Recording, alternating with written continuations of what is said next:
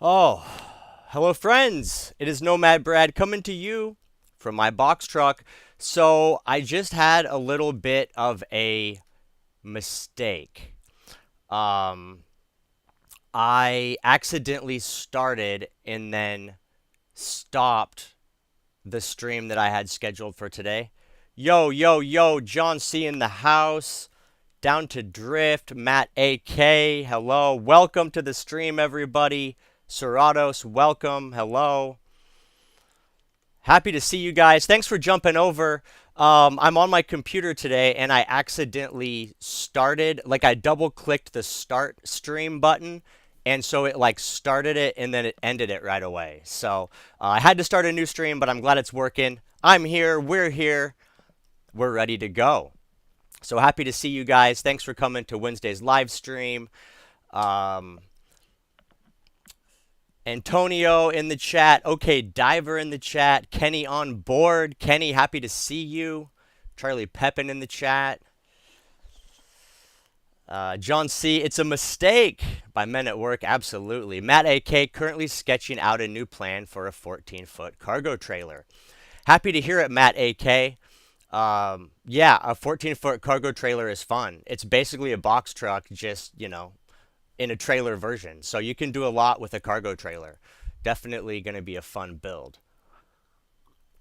So I just want to check in with everybody. It looks like my internet connection on my end should be pretty solid. Let me know if the audio sounds good. I think I have the levels finally figured out, but let me know if it needs to be louder or if it needs to be quieter. Whatever we need, let me know. And so I'm coming to you guys today from San Diego, California. Made the final leg of the journey a couple days ago. I was hanging out in Santa Monica, and then I was down in Long Beach, and then just kind of kept working my way south.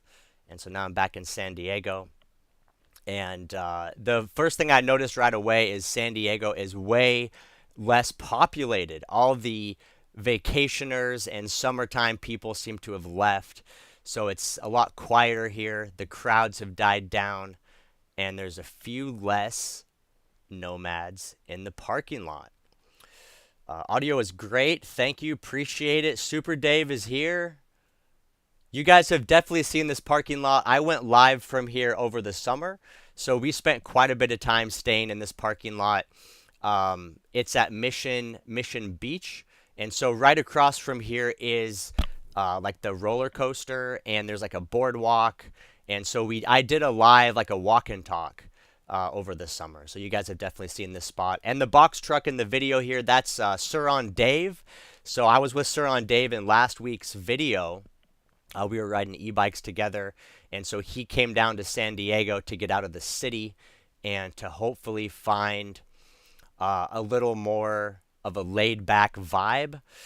It sounds like he's been playing the game, parking in one spot at night, parking in another spot during the day, and I think he said he might have got a ticket um, a few days ago or maybe yesterday. So he came south hoping to find it's a little bit easier here. And that's one thing I was going to talk with you guys about today. I was going to share this article that just came out from the city of San Diego. And let me pull this up. So I shared this article earlier in the summer. The city of San Diego was sued. The lawsuit was like 7 years old, but they were sued for their no habitation in vehicle restrictions. And so this summer they relaxed their ticketing procedures. Like when I was here this summer making all those build videos when like the whole crew was hanging out on the beach, and then like we were camping up in parking lots at night, just a huge mass of box trucks. It was pretty wild, and the cops were not ticketing anybody at all. And then I ended up leaving at the end of summer, and I had a few friends that stayed here, and they mentioned that the police were starting to give tickets again. And so I was a little hesitant to come back to San Diego because of that. But this article just came out um, like 2 days ago. They updated it October 14th. So 2 days ago. And it basically just reinforces you know, the way the government works is like when there's a law put in place or whatever, it takes a while between when the law is like agreed upon and then when it trickles down and actually, translates to enforcement.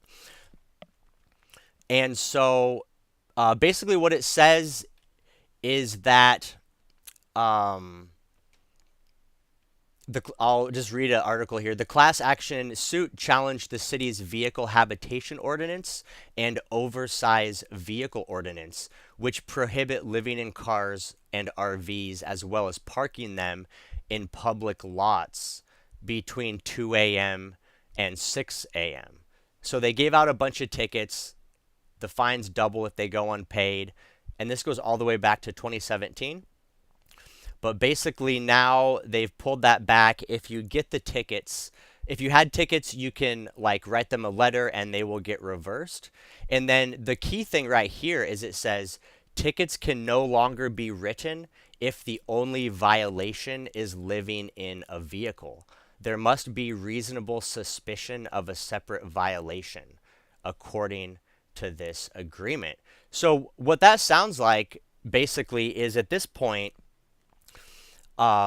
they can't write tickets for living in public lots, especially overnight from 2 a.m. to 6 p.m., which was the main thing they were ticketing for. Because all these parking spaces have a sign that says no parking 2 a.m. to 6 a.m. And that's how they were keeping people from staying the night. But basically, it sounds like now if that's your only offense, they can't write you a ticket. So that should mean it's now possible for us to stay in these parking spots without trouble. So that's what we're going to try out. This is tonight will be my third night here in San Diego. So far, no tickets, and so we will see how that goes. But I'm hopeful, and if that holds out and they stick to it, then basically San Diego should be free game all winter for folks who want to live in their vehicles. So that would be pretty cool. I would definitely like to get a good community going again and just have some more fun times. San Diego is a beautiful place to live in a vehicle. There's so much action going on, which is what I really like. Like, for example, just here in this parking lot, you can just walk across the street and there's all kinds of amenities and restaurants and shops and bathrooms, and there's a good place to get your hair cut. So you can totally use this parking lot as kind of a home base. And so I'd love to keep that moving. Of course, I don't want to overstay my welcome. Like, I'll still rotate every few days. I'm not going to just park up here for like 2 weeks and overstay my welcome. I'll rotate around. But hopefully, I could spend a few nights here and then move on to somewhere else, spend a few nights, and kind of just keep the rotation going. So, I'm excited for the news article, and I'm hoping it makes things a little bit easier for us. Let me go look at the comments. Will Ty says YouTube channel Dual X has free plans for a bed lift that he designed. You might be able to adapt for the new build. I like that. I will take a look at Dual X and see what bed plans he has. John C. sent me a link to a pretty cool idea that I think I can put into motion that basically uses like a garage storage lift. And it's capable of basically lifting 300 pounds, and it has like a series of pulleys. And so I might look into that. That looks like a pretty low cost, easy way to do it. But I'm definitely open to other options. For the bed lift, I refuse to pay $2,300 for a Happy Jack. It just doesn't make sense to me. Off-grid desert dwellers, hello. Happy to see you in the chat. Desert dwellers are building out a box truck right now in the process. Down to drift, I see it mentions public lot. That's pretty cool. Yeah, that's what I like about it, because that's the main thing is like if you're in a publicly owned parking lot, it kind of doesn't make sense that they can restrict the parking, through a specific window. So it'll be interesting to see what they default to. I still agree, like people shouldn't just be allowed to like park in one spot indefinitely. That kind of ruins it for everybody else. That's kind of like a little selfish. So I could see if they defaulted to like, okay, you can stay overnight, but maybe you have to move your vehicle every 72 hours, something like that, which is a policy that they have up in San Jose. They say, parking limit 72 hours. So if they do something like that, I'm totally cool, and that would be pretty nice. Let's see. T Boff says, "Sweet, me and my wife are full-time van lifers here in San Diego too." Awesome. Happy to hear it. I see a ton of vehicle dwellers out here, van life, but you can see there's a bus here in the photo, all kinds of folks. So yeah, I hope this new ruling makes it a little bit easier on us. Polymath Channel says some people keeps the brand of the box to NE Stealth. Nomad Brad has his own brand. Yeah, my box truck is definitely not stealth in the same way compared to Suron Dave. There has just a pure white box truck. Mine's a little bit louder. Kenny on board says, "That's a relief to me. I arrived last night. Great news, great skate parks." Yeah, Kenny's a skater. He just got into town. I'm supposed to be meeting Kenny tomorrow for lunch. So Kenny, if you're watching and if you're still down, be happy to get lunch tomorrow. Down to Drift says, "I'm in San Jose and recently found out public lots are considered public street parking." Win. I like it. John C says, "Happy Jack, sad Brad." Yeah, you're exactly right about that. That pricing is just crazy. I don't like it. Van Time Van Life asks, "Are they still cracking down on Fiesta Island overnight sleeping?" So I don't know. I've only been here 3 days. And so that'll be interesting, to see what they allow. It would be super badass if we could stay at Fiesta. Even if it was only 72 hours, I would love to be able to stay there overnight. So that's probably something to try out. DP652 says, "You should consider buying a few acres of land somewhere so you can have a home base to park and a fixed address." That's an idea. I've definitely kicked around the idea of land. We'll see what happens. Kenny on board says, "Hit the like button." Hell yeah, I appreciate you guys. Hit the like button if you're enjoying the live tonight. It helps broadcast the video to more folks. Share the knowledge, share the wealth. T-Boff, "Full-time jobs and full-time van. Love your vids, man." Thank you. I appreciate it. I appreciate it. Tony would love to see you right now. Is it possible? Yeah, I'm in San Diego area. So if you want to swing by sometime, we can definitely make it happen. You can email me or you can hit me up on Instagram. Instagram's a pretty easy way to reach out and connect if you want to meet up. So, yeah, let's dive into it. So the main thing I'm doing tonight is continuing on kind of the design and the budget of my next build out. I still don't have, there's a lot of details I don't have ironed out, but what I've come to realize about like building rigs and really just life in general is when you set your mind on a path and decide like what you want to happen. Like for example, I've decided I'm going to start a new box truck build. When you put your mind in that direction and just focus on it and start just planning it, and when you don't get worried about the how, like how is this going to happen, how is it going to fall into place, how am I going to get the money, when you don't worry about the details but you just focus on your desired outcome, everything will ultimately fall into place. And that is what's happened to me for every vehicle that I have built out and sold and upgraded. This vehicle I'm in now, this is the fourth personal vehicle that I have converted and lived in. I had a cargo van, a shuttle bus, and 2 box trucks. So this next box truck is going to be number 5. And basically, this is the way it worked. And I'm not even kidding. Every time I got, like, I always love the vehicles I'm in, and I'm super happy with them and appreciative of having them. But all of a sudden, I get to this point where something clicks in my mind where I just realize that it's time for a change. It's time to move on. And I realize like my chapter in my current vehicle is closing and I have like the ambition for a new one. And as soon as I like get into that mindset, then instantly it's like I turn the page and I'm already focusing on the next thing. And so that's just where my energy goes, and the next thing happens. And it's like now it's on the universe to just like fill in the details and figure out how it's going to happen. And yeah, like Diana Saylor says, manifesting works. It's absolutely a manifestation. And I feel like at this point, manifestation is not even a debate. Like there's so much evidence that it's reality. Um, it's just reality. At this point, it's accepted. And so I've accepted that.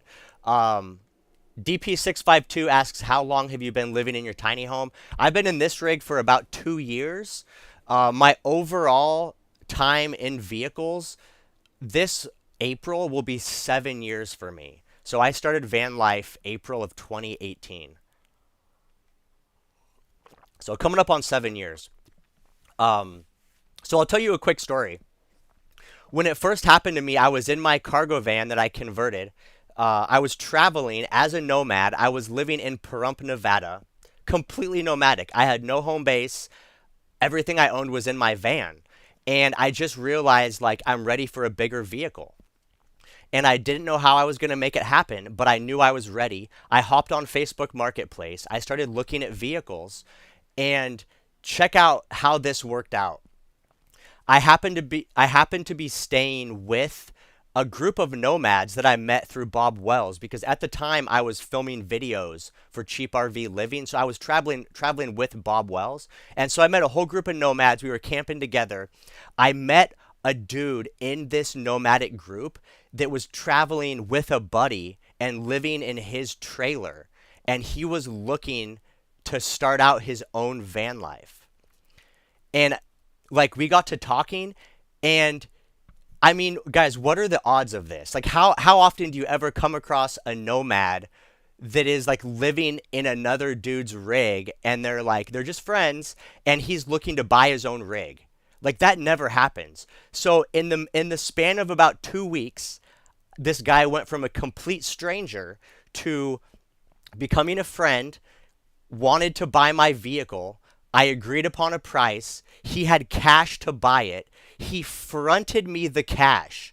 I was still living in my van. He fronted me like 50% of the sale price of my van, and then drove me from Pahrump, Nevada into Las Vegas so I could buy my shuttle bus. And then we drove both vehicles back, and I literally emptied out all the contents of my van in the middle of the Pahrump, Nevada desert into a shuttle bus, and he paid me the balance. And I literally went from 2 weeks ago, I was in my van. I had no idea how I was going to make the switch happen. Within 2 weeks, all this fell into place, and I was literally living in my next build out. And every single time since then, for all four of these rigs, it's been the same situation. I realize I'm ready to upgrade. I just start planning and moving ahead, and before you know it, the details just fall into place. And so I'm fully confident that's exactly what's going to happen right now. And so I'm not even worried about details. I'm just focusing on planning out the next build. So that's what we're doing tonight. I'm moving forward. We're planning the build, and so I'm going to go through the details with you guys, and I think it'll help you out, especially like the guy who commented. I'm sorry, I don't remember who it was. That's looking at doing a cargo trailer. You know, if you're going to do any kind of build out, I want to show you my process of kind of how I plan to buy materials, how I set up an initial budget, and how I plan my build outs. Because every single build out I've done, I have literally bought the vehicle, and I have lived in the vehicle from day one of owning it. So I've lived in unconverted vehicles and converted the vehicle while I stinking lived in it, which is like super challenging. I definitely don't recommend it. It's not like the easy way to go about things, and it can be a little stressful, but that's just always how it's been, and it's always worked out. So that's what's going to happen this time. I'll end up selling this rig, buying a new rig, and living in it and building from zero. So it's interesting to get perspective on how to do a build when you're kind of on a time crunch, right? Because I need to do a build that's like fast and efficient that like I can't spend 2 weeks planning something out, right? Because I'm living in this thing every day. I got to get it livable ASAP. So we're gonna cover that tonight. Let me cruise back to the comments really quick. Uh, see what we got. RV there yet? I just jumped on your live. I'm trying to catch up. Is there a new ruling? RV there yet? Yeah, there's a update on the. Let me see if I can drop a link in the chat. There's an update on the rules in San Diego. It looks like it's a green light. For no, I can't drop a link in the chat. You'll have to watch the replay and then you'll have to watch a replay and then go back and see the article. But it's looking promising for staying in San Diego. DP652 asks, do you still work a regular 9 to 5? I don't work a regular 9 to 5. I haven't had a regular 9 to 5 the whole time I've done nomadic living. The closest thing I had is I worked for Bob Wells of Cheap RV Living, traveling with him, doing videoing and editing. But that was really the only time I had a real job. Everything else is just like scraping money together here and there. And, it's always worked out. I'm still here 7 years later. I ain't gone broke yet.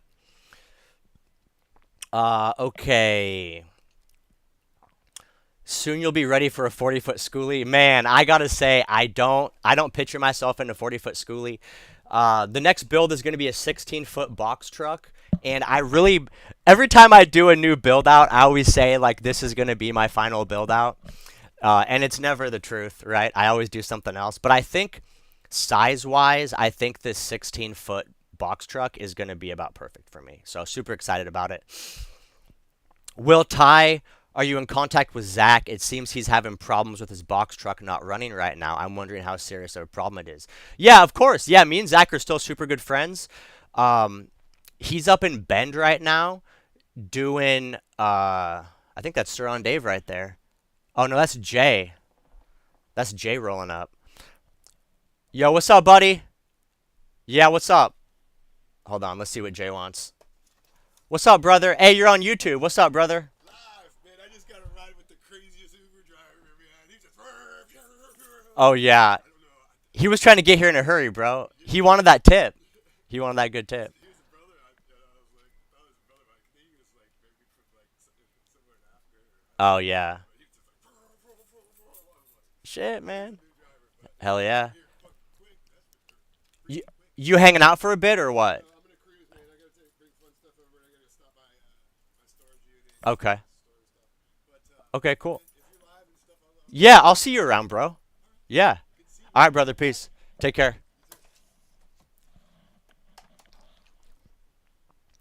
All right, guys. So that was Jay, another cool dude. He has another box truck he's building out. He's building out actually almost the identical truck I'm looking for, a 16-foot Isuzu. So super cool guy. Yeah, I'll definitely catch up with him later. Okay, let's see what we got. Back to the comments. Yeah, oh yeah, Zach's box truck. So Zach, he's having some issues with his rig, and the problem is I think he has a DEF delete. So on those box trucks, they have this diesel box trucks. They have this fluid called DEF, which is like a fuel economy or like a economy thing. And I think his was deleted, which they do for like performance reasons. And because it's deleted, a couple of the mechanics he went to said they wouldn't work on his vehicle, like just because it's like not legal. So I don't think the problem he's having with his rig is that serious. I think the real challenge he's having is that he's in a small town. Bend, Oregon is really small. There's probably only, 10 mechanics in the entire town. And so he's just having trouble finding someone to work on it. And because it's such a big truck, like the only people that will service that kind of rig is going to be like a commercial diesel mechanic. And most of those shops are going to be really by the book. With this rig, any mechanic can work on it. So you can find some dude that's, gonna kind of bend the rules and doesn't care. But I think that's the main thing is he's just running against people not really wanting to work on it. So I'm hoping it works out for him. I know they wanted to leave Bend because it's getting cold. They wanted to come south and complete the build out in Arizona because they still have a lot of work to do on that box truck. He's a long way off from having it completed, and they're trying to get out because it's so cold. You can't work, when it's 50 degrees by 5 o'clock, you can't really get a lot of work done. So they're trying to move. Hopefully, he can get it wrapped up and start heading south. But yeah, I love Zach and the crew, and I'll definitely be seeing them probably this winter. I'm kind of planning on doing my build alongside their build because I think they're gonna be building for a while. So it would be cool to meet up again and have another like community box truck build, and I think that would be fun. Uh, 652 asks, do you build everything on your own or do you have help?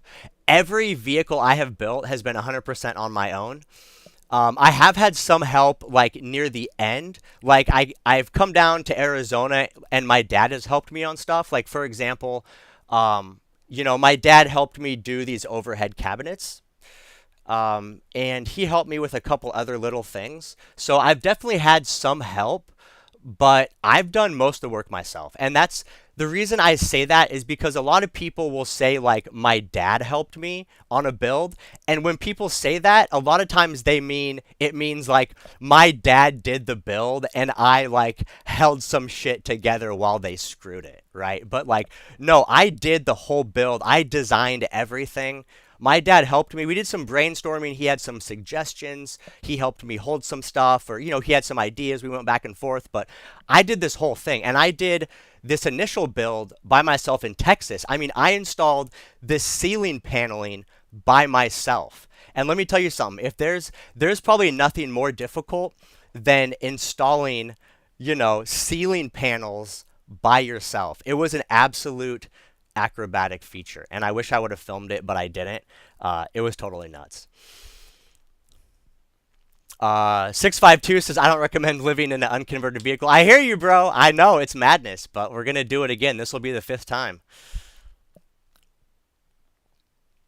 uh TIMIT says, are there any specific key changes QOL you're looking to implement? I think QOL means quality of life.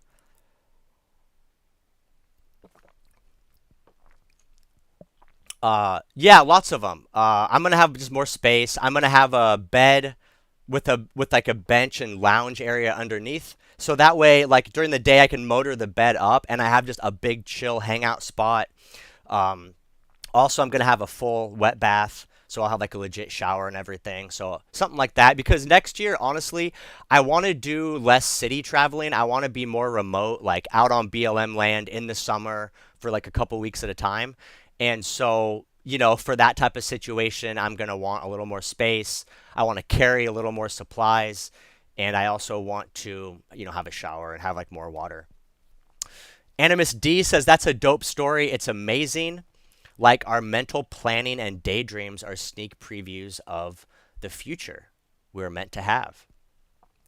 I agree with you.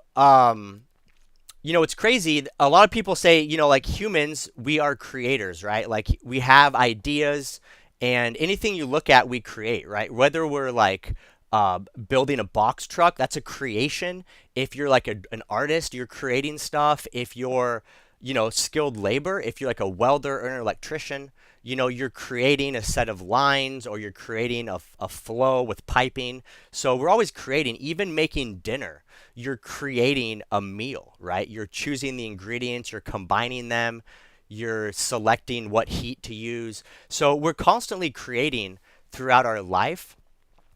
But I feel like there's always a disconnect when it comes to bigger things, that even though we create all day, when it comes to larger things like I want a new box truck, or if someone wants to manifest like more money or a new job, we get this disconnect where we think the creation stops. Like we can only create the easy stuff, but the bigger stuff we can't create. But in reality, we're creating everything. And so whether you want to create a salad or your dream home, you create it all. And it all just starts with the mindset. And so it's so important, to just understand that and just focus, set a plan, move forward. and don't worry about how it's going to happen, and you'll be amazed at how things unfold. Uh,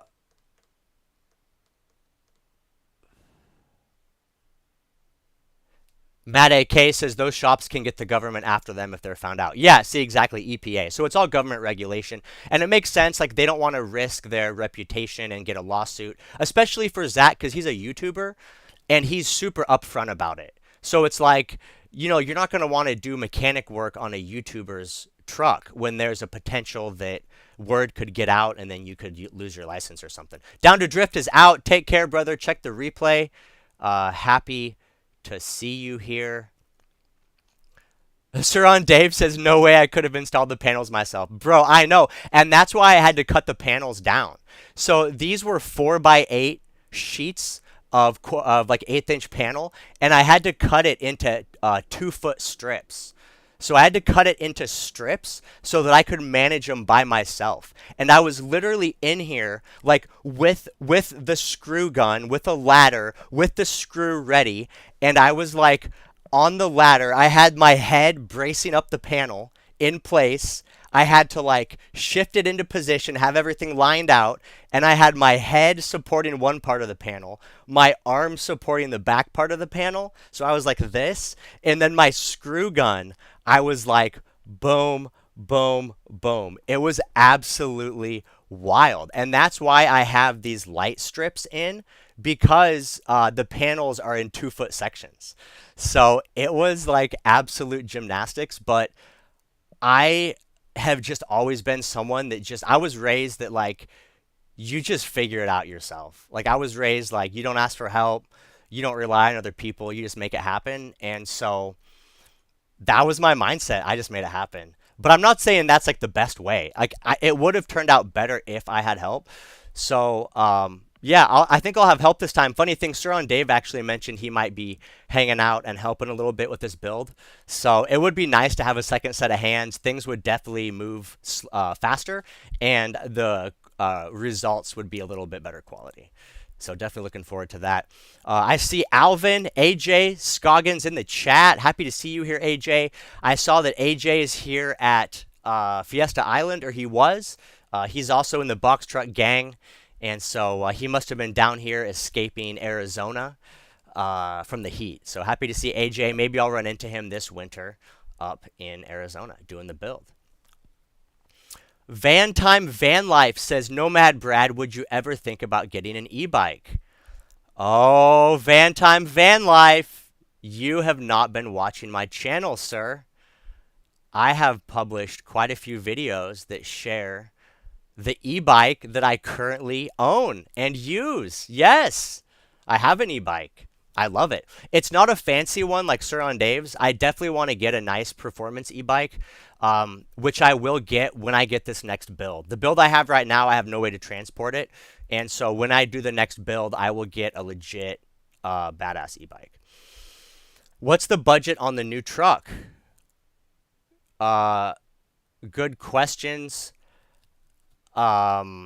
So the trucks I'm looking at, the good news is they're pretty affordable. They're pretty affordable. Let me see. Let me pull up this here. Let's go Facebook. I'll show you guys. So I'm looking for an Isuzu NPR. The good news right now is actually the economy is getting softer, especially on vehicles.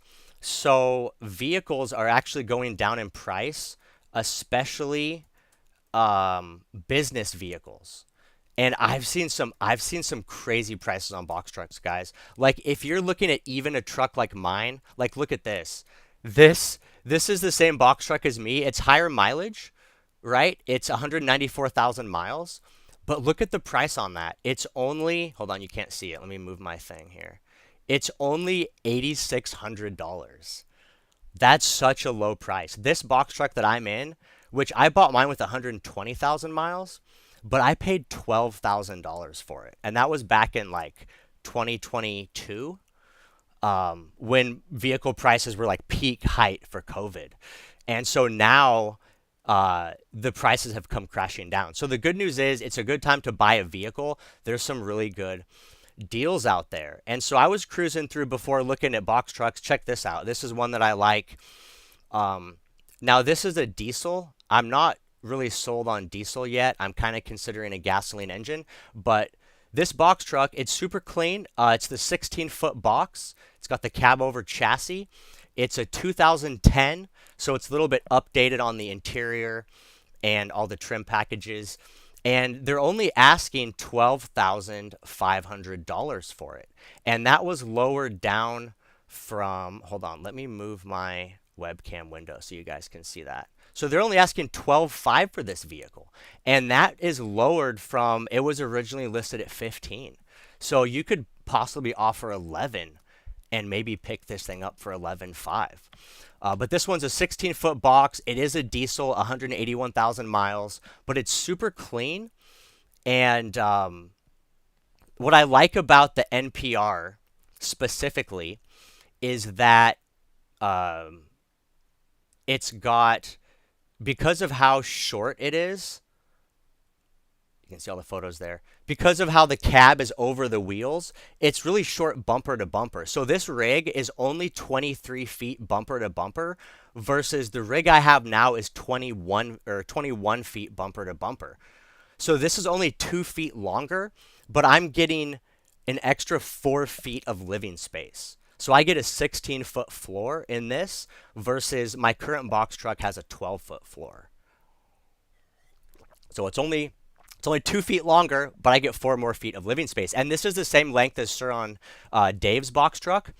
So I know I'll still be able to park it in a lot of places. Not quite as many as this truck, but a lot of places. And because it has a shorter wheelbase, it turns a lot easier. So overall, super stoked for this vehicle. As far as the budget for the build out goes, ultimately, I'm going to make this one really nice. It's going to have the biggest electrical system, the most solar, a full wet bath. So I'm going to be looking at probably 15 grand in materials by the time it's done. But this build is going to take a lot more time because I'm going to be living in it right away. And I'm really going to be focusing on making good content. So the videos I did on the last box truck build were decent, but they weren't that good. I was in a hurry to get it done, which seems like I'm always in a hurry. And so I kind of rushed through some stuff. A few videos I totally skipped, like the ceiling video. I didn't even film it because I was just rushing that week. And so this time I really want to take my time to document the whole process and, have a better like materials list and more of a step-by-step how-to.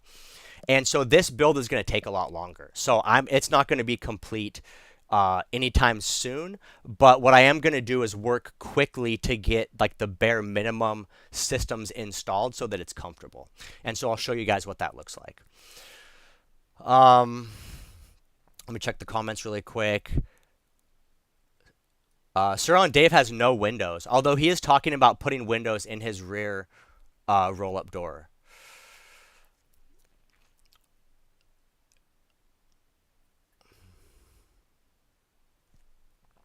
An actual shower. I can't imagine the struggle when it comes to hygiene and waste disposal.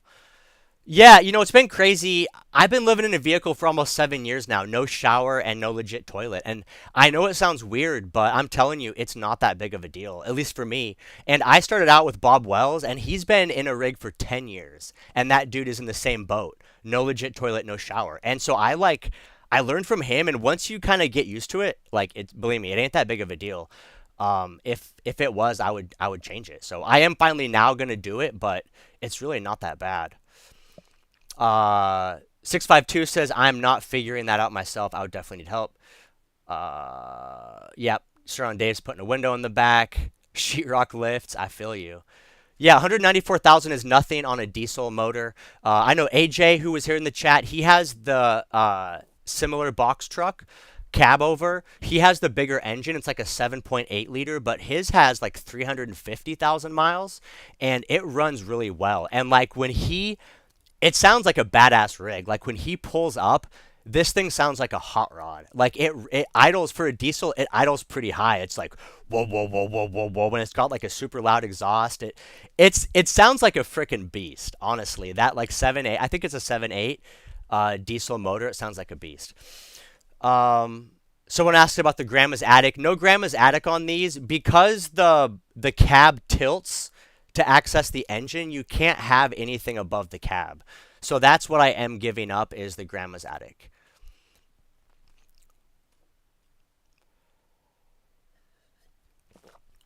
Yeah, we're talking about a build that's not connected. There's not going to be an access door from the box into the cab. Um,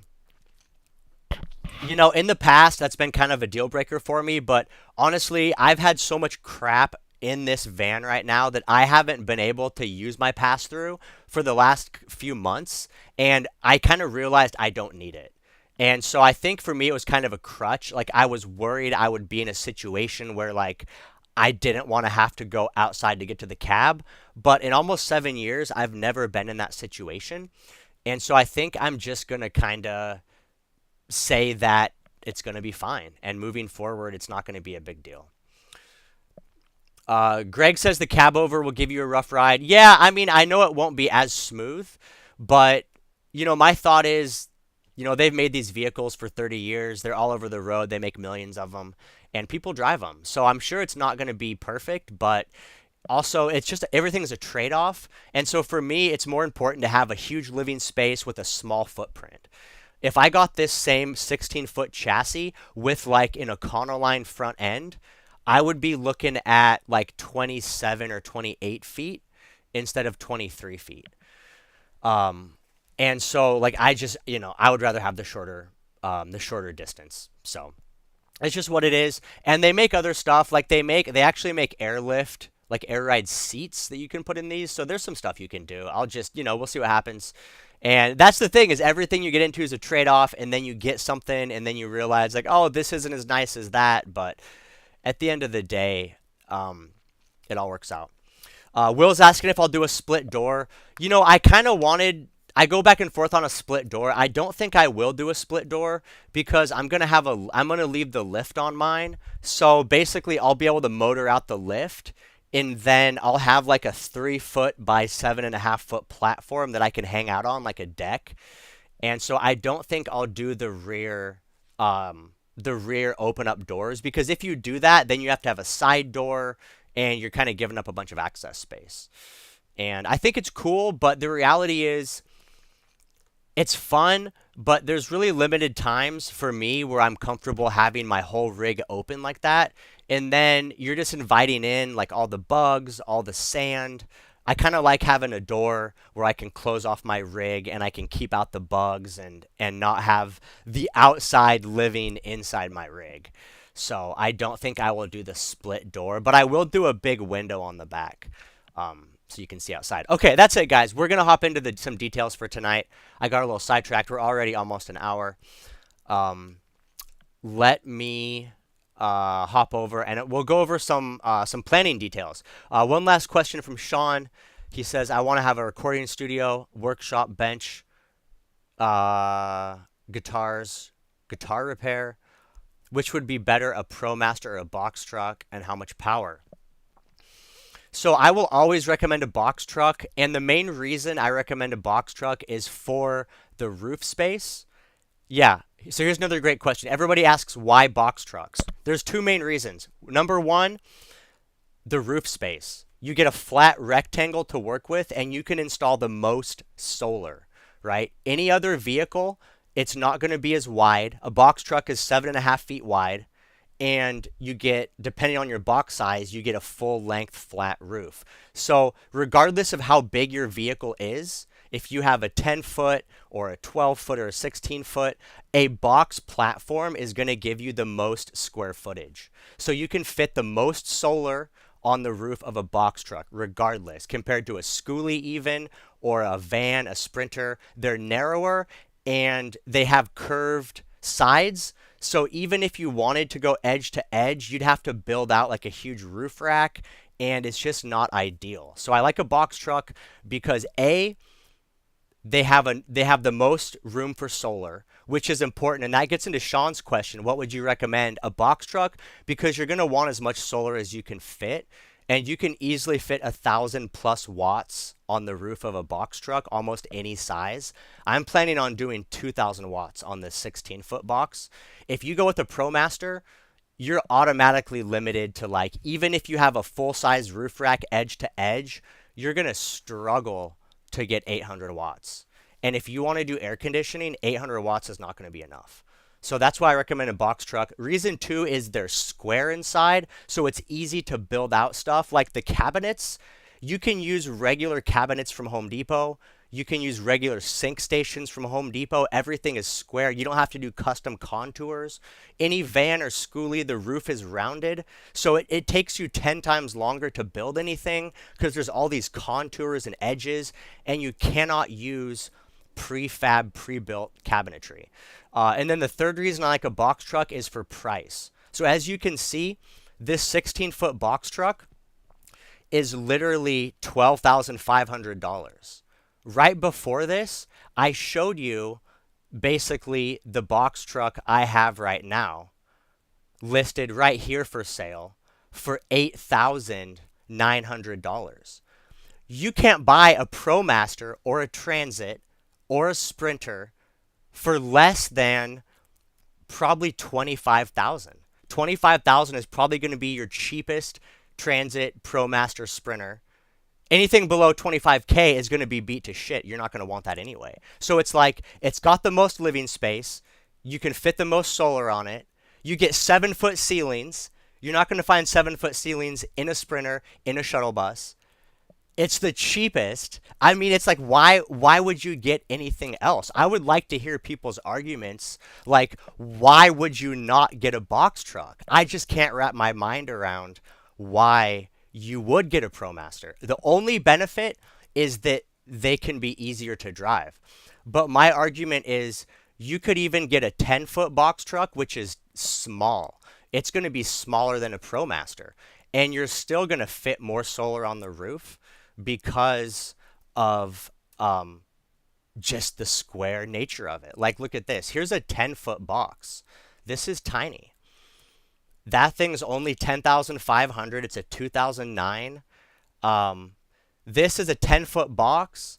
That's going to be like 19 feet bumper to bumper. It's smaller than a ProMaster, but you're going to be able to fit more solar on it because you have 7.5 feet of width and a 10-foot length. So I always say box trucks. That's my jam. And the 7-foot ceilings. It's so much different to be in a vehicle where you have, I mean, I have 1.5 feet of clearance, like 1 3 inches over my head. It's huge. It just feels so much bigger.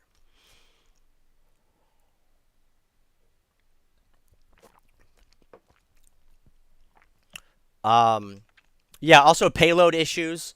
Even a ProMaster like a 3500, your max weight is going to be around 10,000 pounds. This vehicle, the 4500 series, maximum weight is like, I think 12,000, and I'm coming in just under 11,000, so it's almost maxed out.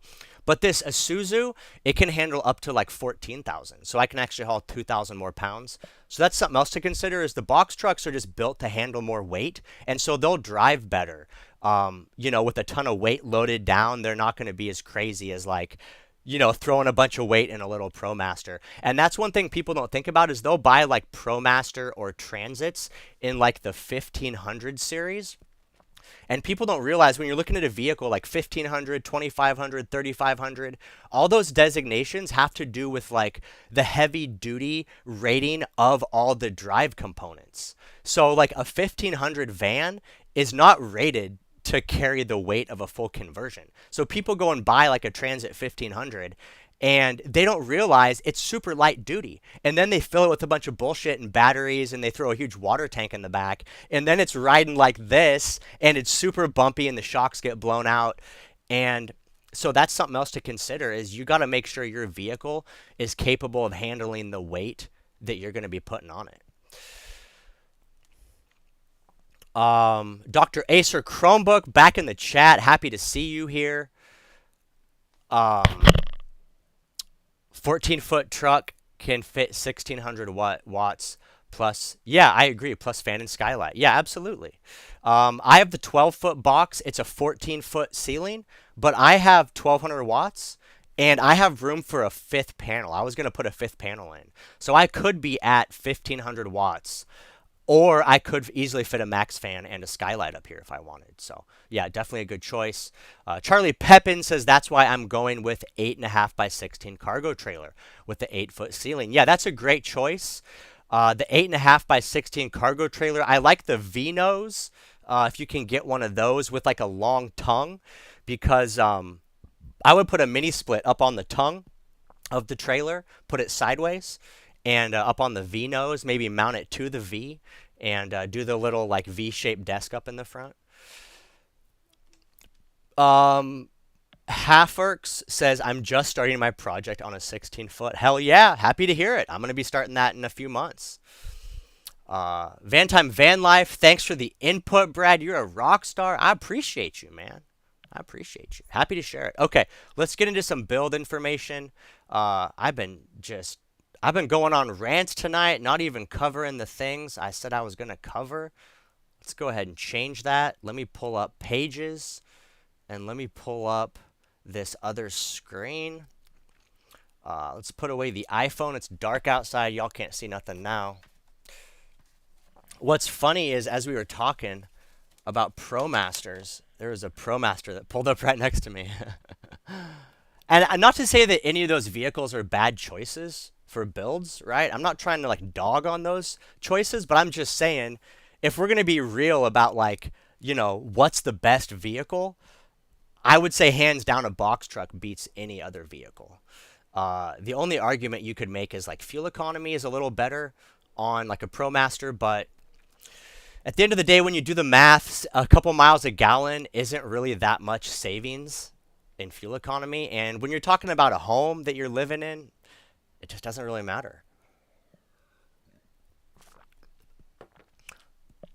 Keep ranting. I'm soaking it in. Chat has been very busy. Yeah, appreciate you guys being active tonight. Yeah, I have a strong opinion about stuff. I just, whenever I go into situations, I'm super analytical about things. And so, I really think deeply, before I say stuff. And because I'm always trying to figure out, what's the best solution. And so I always think really deeply before I decide on things. And I always try to go with the best possible outcome, right? That's always my thought, is what's the best possible outcome. And so I think I do a pretty good job of figuring that out. And I think box trucks make sense. And that's why I'm sharing that with you guys. Okay, so I'm pulling up a couple websites for you guys really quick. We're going to go over some details. Let's hope I can find this. Here we go. Oh, we want to be in here. Okay, hold on. Okay, so I mentioned to you guys that I'm going to be living in this vehicle basically from day one of buying it. That's just been my experience. So the odds are that's what's going to happen. I'm going to have to sell this vehicle in order to afford buying a new one. And so, with that being said, let's see, which page is this? I need to do a build in such a manner that I can make it livable as quickly as possible. So the first things we're focusing on when it comes to a build is, what do we have to do to make it the most livable? And so here's kind of my list of priorities. And I have it, hold on, let me close out this window. Sorry guys, I'm all over the place. So here is kind of a list of the most important things to get a box truck livable. Number one is subfloor and flooring. So the first thing you want to do is subfloor and flooring so that you can start walking around and kind of move on to other things. So subfloor is number one, flooring is number two. Also, those are very fast and affordable projects. So you can knock out a subfloor and flooring in probably 2 days, and it's not going to cost you a ton of money. Then the next thing that I'm going to say is most important is going to be wall and ceiling insulation. And this is more going to be like for a comfort thing, especially like for me, I'm going to be building in Arizona in the winter, so it's going to get cold. And so, you want to try to make it as comfortable as possible. So after floor and subfloor, we're going to do wall and ceiling insulation. And then the next step is going to be electrical and solar. And then after that is rear entry door. So that's basically, in my mind, that's like phase one. Subfloor, flooring, wall, ceiling insulation, electrical, including solar, rear door. And then it's basically livable. I want to get the electrical done as soon as possible because I'll need the electrical to power my build tools. I'm going to be running chop saws, table saws, battery chargers, all kinds of, refrigerator, all kinds of stuff. And so I got to have electrical kind of before um, before I move on to anything else. Tony Kurt Racer says, "Boy, you can't even register those box trucks in Cali anymore. You should disclose that."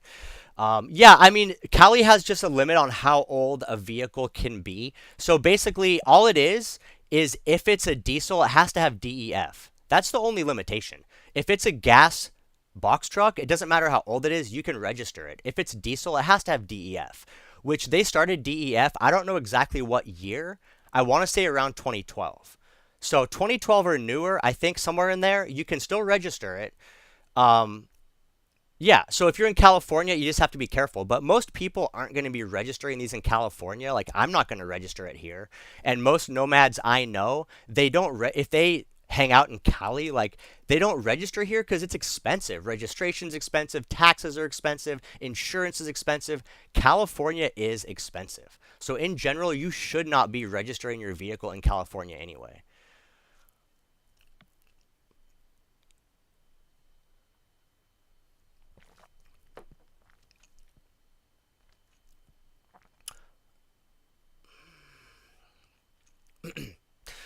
Um, Tim says fuel economy versus maintenance. I agree on gas versus diesel. That's basically it. Diesel has a little better economy, more maintenance. And I did the math on this, guys. If I got that NPR diesel, the actual like realistic economy I could expect to get is around 12. If I get the gas, it's around 8. That's 4 miles per gallon difference. That's it. I did the math, and the price difference for me based on, so I've owned this vehicle for 2 years. I've put like 12, 15,000 miles on it. And if you break down the math and assume gas and diesel is the same price, $4 a gallon broken down monthly is only a cost difference of $100 a month. So if I was running the gas engine, my monthly gas average is like 350 a month. If I'm running diesel, it's like 250 a month. So if you break it down, it's like gas versus diesel. The only difference is you save $100 a month in fuel, maybe, but keep in mind with diesel, you have all the extra parts. The turbo, the intercooler, all the downpipe, the DEF, all that stuff. And then you have to pay diesel mechanics. If you go with the gas engine, it's a 6-liter Chevy. It's super reliable. The engine's cheap. You can swap it out easier. There's tons of bolt-on accessories. So again, I always compare this stuff in my mind and really rationalize stuff out. And so, like for me, it almost makes sense to go gas just because it's going to be less maintenance. And for me, $100 a month is a negligible price, cost savings. And honestly, if you're in a place where you're concerned about expenses, where if you think saving money, $100 a month on gas is going to significantly help you financially, you should really be concerned that you don't have the budget to pay for vehicle breakdowns, regardless of what vehicle you have. Like if you're running that tight on money where $100 a month is going to break you, you're probably not even really prepared for any kind of van life, because you can have a breakdown and all of a sudden you're 2 grand in the hole with a snap of a finger. So something to think about. Um, let's see what else we got. Avery says better to say nothing than be wrong. I disagree with that. I don't mind being wrong. It's part of being human, being imperfect. And I'm always open-minded. If I'm wrong about something and someone, proposes a counterpoint and I realize like I'm in the wrong, I have no problem admitting that. I don't claim to be perfect, but I put a lot of thought into my opinions. And so when I say them, I'm damn near confident that my position can be backed up by facts like the arguments I just made. Hofferks says, do you do in-person consultations? I'm in San Diego. I have a lot of questions. Yes, I do. Happy to do in-person consultations. Um, you can find me. You can book a consultation with me through my website. I have links to it, like from my YouTube or my Instagram. I have links somewhere. But if you want, you can email me and I'll send it to you. But yes, I can meet you in person. We can just go over your shit. I can give you ideas. I can work with whatever you need. If you just want help or tips and tricks, I can help you. If you want to know what materials to use, if you want a parts list, if you want help designing an electrical system, whatever you need in the conversion game, I'm happy to work with you on that.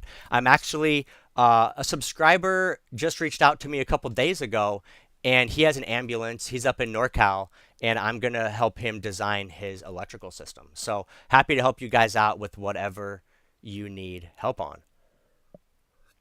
I see the comments for 4x4 Fustos. I agree. I would love to do 4x4. I see that they make them. So I definitely wouldn't rule out a 4x4 conversion in the future if I can keep the vehicle long enough. The problem I have is I always end up selling my rigs in a couple years. So, just see what happens.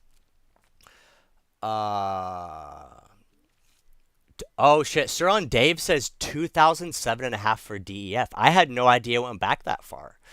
So that's good to know. So this Isuzu that I showed here, this was a 2010 diesel, so it's going to have DEF. And that's something else to consider is DEF is another expense. I don't think it's as expensive as fuel, but it's another, I don't know what the jugs cost, but it's just more shit you got to buy and put in another consumable you have to put in your tank. Sean wants to know what website I'm on. This is Facebook Marketplace, guys. I always just go to Facebook Marketplace. That's where I've bought basically every vehicle in the past. Facebook Marketplace. Just type in box truck in the search. So, if you go to Facebook and then you click on the little Marketplace tab and then just type in box truck in the search, and then it's going to pull up everything for sale. And like I said, guys, the deals are here. Look at this. Here's an '06 Isuzu, 14-foot box, gas for $9,500. These prices are crazy. It's absolutely nuts. In fact, look at this one. I looked at this the other day. Look at this. This box truck is orange. Look at this box truck. That was almost meant for me. That's the Nomad Bradmobile right there. It's already wrapped in orange. And check this out, 14-foot box, gas motor. Now, it's a little higher mileage than I would want on a gas. It's 183,000 miles, but it does say new transmission build. And then check this out. It has the lift gate. So see, that's what I'm talking about, guys. This lift gate, it folds completely underneath the back of the box. So when you're driving, it doesn't add to the length of your vehicle. And you always have this little walkway as a back bumper. So I'm going to have my rear door up in the corner here. And then, so I can always access my rear door. But then I can put out this rear lift gate and I have basically a 3-foot by 7.5-foot deck anytime I want it. Bro, $9,500. And you know what's funny is I saw this listing literally 2 days ago here on Marketplace, and he had it listed for what, 12,000. I'm not even kidding. He had it listed for 12,000 and the price said firm. Look, it even says it right here. Price firm. So already he dropped it to 9,500 because this is a business, right? You can tell they got other vehicles in the back. They're probably just rotating this out. It's pretty common at the end of the year that businesses will sell old vehicles and purchase new ones because you always want to buy vehicles at the end of the year because you can use whatever existing cash you have on hand to purchase a vehicle, and it's a tax deduction. So at the end of the year, there's a ton of vehicles for sale. And so these guys probably used their extra cash to buy a new vehicle. It's probably this vehicle you can see back in the corner that looks shiny and wrapped. So they bought a new rig. Now they're trying to clear this one out. So now it's just sitting there. It's costing them money. They don't want to store it. And for a company that's big like this, they're making millions a year. They don't care about $10,000. You could probably offer them $8,000 tomorrow and they'd probably take it just to get it off their hands. So there's a lot of deals to be made. And yeah, this rig definitely caught my attention. It's kind of got everything I need. The only thing is it's a 14-foot box, not the 16. But look at that. So a 14-foot box is actually the same length as mine. So that should be 21 feet bumper to bumper. Pretty badass. Guys, there's deals out there.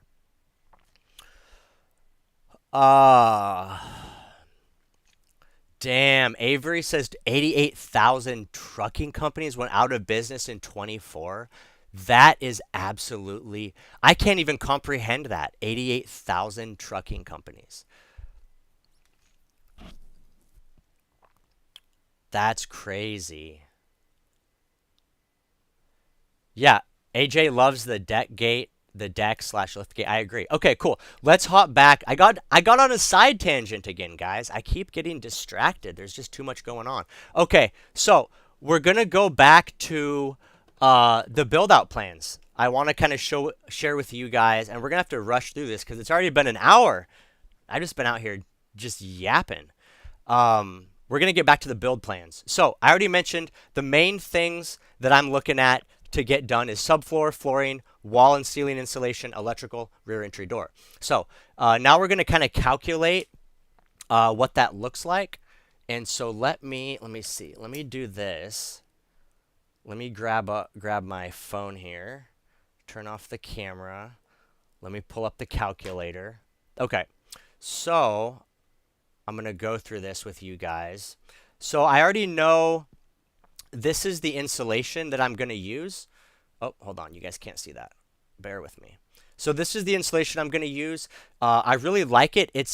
I don't think it was really available 2 years ago, or if it was, I just wasn't aware of it.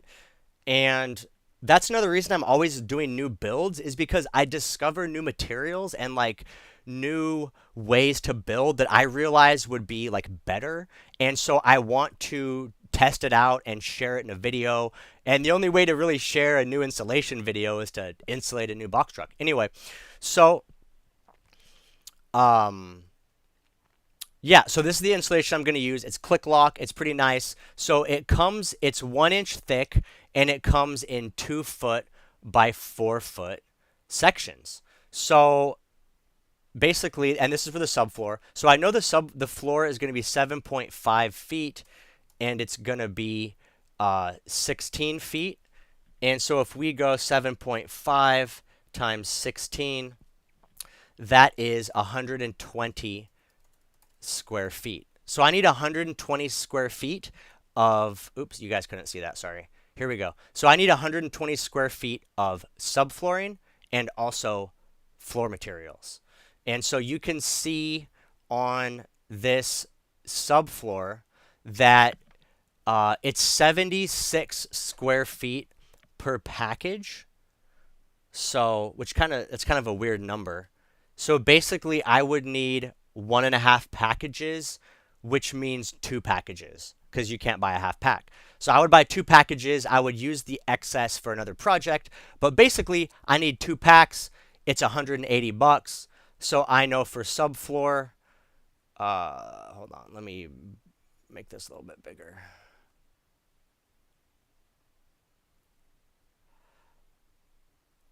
Okay, so I know for subfloor I need 2 packages at, oops, 2 packages at $180.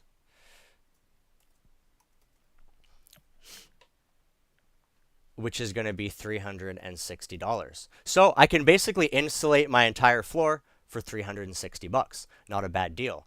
Now we're going to move on to the flooring. And I'm going to use the same flooring I used in this box truck because it's amazing. It's super high quality. It looks beautiful. I'm really happy with how well it's held up. Like it hasn't scratched or nicked. Like I've made a mistake and I've dropped some heavy shit onto this floor. And what it ended up doing is it like gouged into the flooring. But because the flooring is white all the way through, it's not discolored. So you can't see the gouge unless you look really close. So I'm happy with that. So I'm going to get this again. I think it worked out pretty good.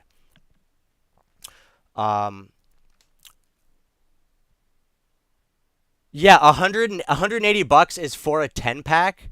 Oh, wait a minute. Am I wrong here? Hold on. Let me look back at that. Am I wrong on that installation? I don't think I'm wrong on that.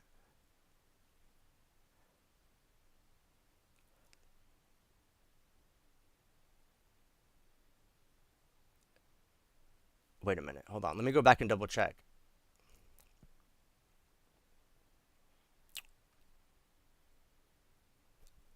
Okay, yeah. No, if you look at this page, it says it right here. The insulation is basically 24 by 48-inch sheets, and you're getting 73 square feet in a package. So obviously, one strip of 2 feet by 4 feet is not 73 square feet. So the 10 piece carton is 76 square feet, and that 10-piece carton is $180. So you would need two of those to make the floor happen.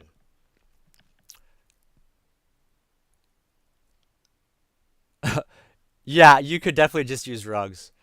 Um, yeah, so in my book, that's cheap. Again, when we talk about pricing, it depends what kind of build you want to do. If you guys want to do a super budget build, this is not that. Like for me, you guys know the level of this build that I'm in. I like my stuff to be really, high end and comfortable and nice. And so I'm not doing this is not a budget build. But what I am doing is a very high quality build at a very low cost. So basically, when my build's done, it's going to be a really nice, high end, good quality build, but I'm going to be using, kind of the best value products I can. I don't want the cheapest stuff. Like when you're building a home, you never want to buy the cheapest thing because the cheapest stuff is generally never the best stuff, right? The best value is usually in the middle between the cheapest and the most expensive. Anyway, that's the flooring. Or that's the insulation.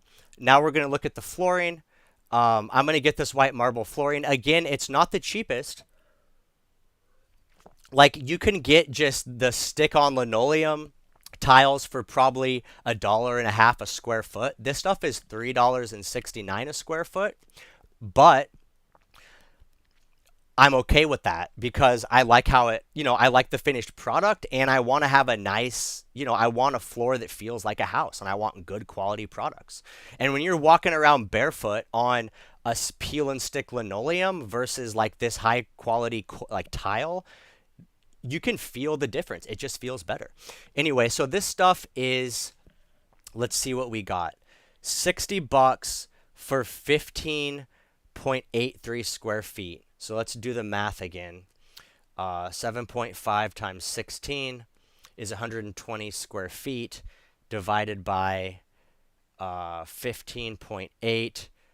I'm gonna need 8 boxes of this stuff. So 58, call it zero point 0.5 times 8, $468. So the cost for my flooring is going to be $468. Which again, right, like that might sound expensive, but when I tell you guys my budget for the box truck is, probably going to be $15,000, that's how we get to $15,000. Like at the end of the day, the entire floor is basically $1,000 by the time you figure insulation, flooring, all the trim and adhesive. The floor is $1,000. The walls are going to cost you about $1,000 a piece by the time you figure insulation and plywood, and all the fasteners and paint and so you basically could figure $1,000 on the wall. The rear wall might be 1,500 with the door. So it all adds up, and that's why a build out costs you 15 grand. So, so I just wanted to share. The main reason I want to share that with you guys is not to like show you necessarily what I'm doing or debate that you guys should get this product. I mean, you can get whatever you like, but I wanted to show you guys the logic of how I, kind of calculate how much product I need, right? And so I'll show you guys with the wall now, we'll calculate the same thing. So it works the same way. The wall is going to have a height of about 7 feet. So like if we go for the wall, you're going to be at about 7 feet tall and you're going to be at 16 feet of length. And so that is 112 square feet per wall.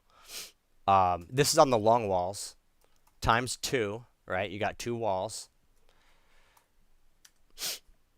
is going to be 224. Let's see. And then on the front and the back, front plus, call it rear, we're going to have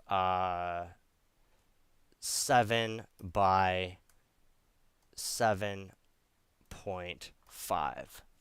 So let me think about how I want to do this. I think actually, okay, so what I'm going to do is the insulation sheets for the wall, I'll show you guys what I'm using. Let's see. Let me bring you back here. Let's go here. Okay, cool. Here's the web site. I'll show you what insulation I'm going to use. And this is just from personal experience. I've used all different types of insulation before.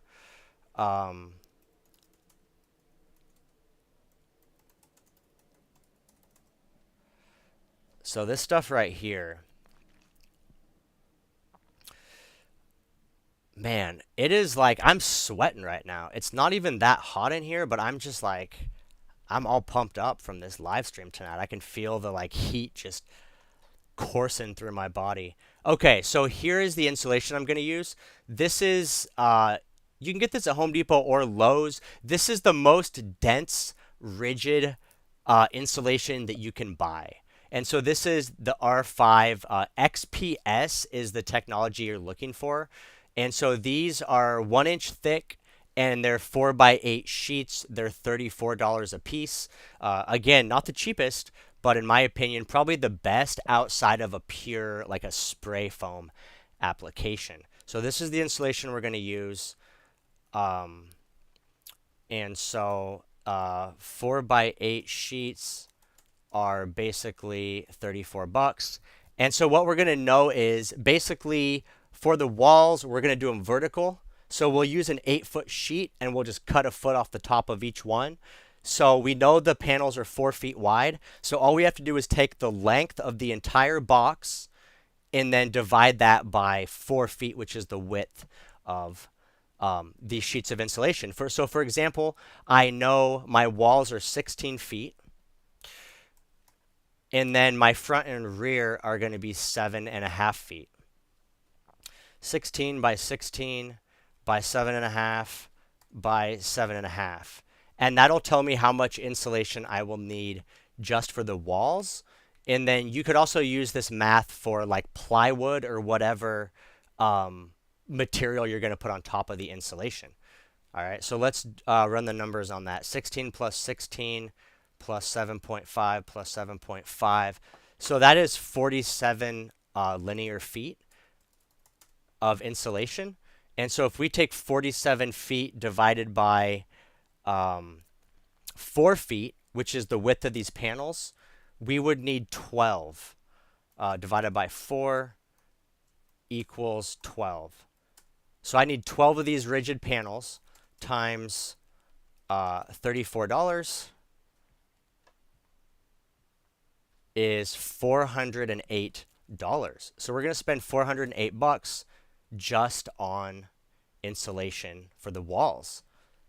So you guys can see here already, we're at 360 for the subfloor, 400 for the flooring, so that's $1,000. We're at 400 for the walls. By the time you take into account the ceiling and some other miscellaneous items, you're at another $1,000. So you guys can kind of see how it kind of shakes down. I'm going to hop back into the comments here and see what's up.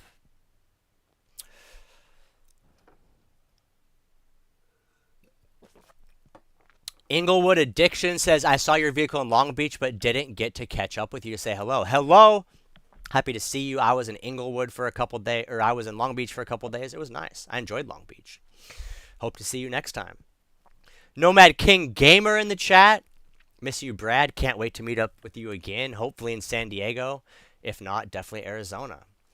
Bro, you got to get out of Bend. It's cold as balls up there. I'm sure you're freezing. Yeah, you guys got to head south. Sir on Dave says buy once, cry once. I agree with you. And then this other guy says his grandpa told him that cheap stuff is twice the price. And that's the thing, guys, is the way I look at this is like you're building a house and you really get one shot at building it. Especially when we're talking about flooring and insulation, you can't replace insulation once you build out your rig. You just can't do it. You have to tear everything out. So I would rather, and it's like, how much money are you really going to save, right? Like, I would rather spend $1,000 insulating my entire truck and know that it's the best quality and that it's going to heat and cool extremely comfortably and it's going to be quiet rather than buying the cheapest stuff and spending a couple $100. And then for the next however many years you have the rig, it doesn't heat that good. It doesn't cool that good. It's a little drafty. You wish you woulda, but you didn't. You got some regret. You know what I mean? Like, to me, that just doesn't make sense. When we're talking about a house, this isn't just like a hobby. If this was just like a weekend rig, fine, do whatever you want. Don't even insulate it. But I'm building a home that I want to be comfortable. And let me tell you, this home that I've built today is comfortable as fuck. I love it. And it does so well in the heat. The air conditioner is phenomenal. You know, and people ask me, what about this? What about that? Everyone I talk to that has air conditioning that's less than this mini split, they cannot keep their vehicle cool on the hottest days, and I can. And I really think it's because, you know, this mini split is like the best. It's a little bit bigger. It's not 24 volt. It's like, you know, there's different variations, but at the end of the day, it's like do the best thing, go all in, spend the money. I think this thing cost me like $1,700. It was not cheap, but I'm happy as shit that I bought it. I'm so happy I didn't go with a cheaper one and then have regrets. I had somebody email me, Jedi Medics, I think. He emailed me. He's a subscriber. He had a mini split installed on his rig, and they used a residential style like mine, but he hired like a regular home heating and cooling company. And those guys don't understand how to size equipment properly for vehicles because the heat load is way different in a vehicle. Long story short, the air conditioner they gave him is way undersized and it doesn't cool his rig properly. And the problem is it's operating correctly. It's just undersized for the heat load in his vehicle. And so he went back to this company that he paid probably a good amount of money because this is a reputable residential HVAC company. So he went back to them to tell them it wasn't cooling his van properly. And their argument was, well, it's working properly. So, you know, basically we can't help you. And so that's one of those things where, you know, they picked literally the smallest size unit. They should have went bigger. They picked the smallest one, and now he's uncomfortable. And he has a brand new mini split that basically doesn't even keep him cool. And it's easy to do that, you know, when you're trying to buy an air conditioner or solar, and you say, "Oh, I think I'll be fine. Like, I'll just get this. I'll just get a little less. It's cheaper. I'll save a couple $100." But like down the road, saving a couple $100 or saving 1,000 could make you super uncomfortable. And it could cost you way more when you got to spend twice to try to fix the situation.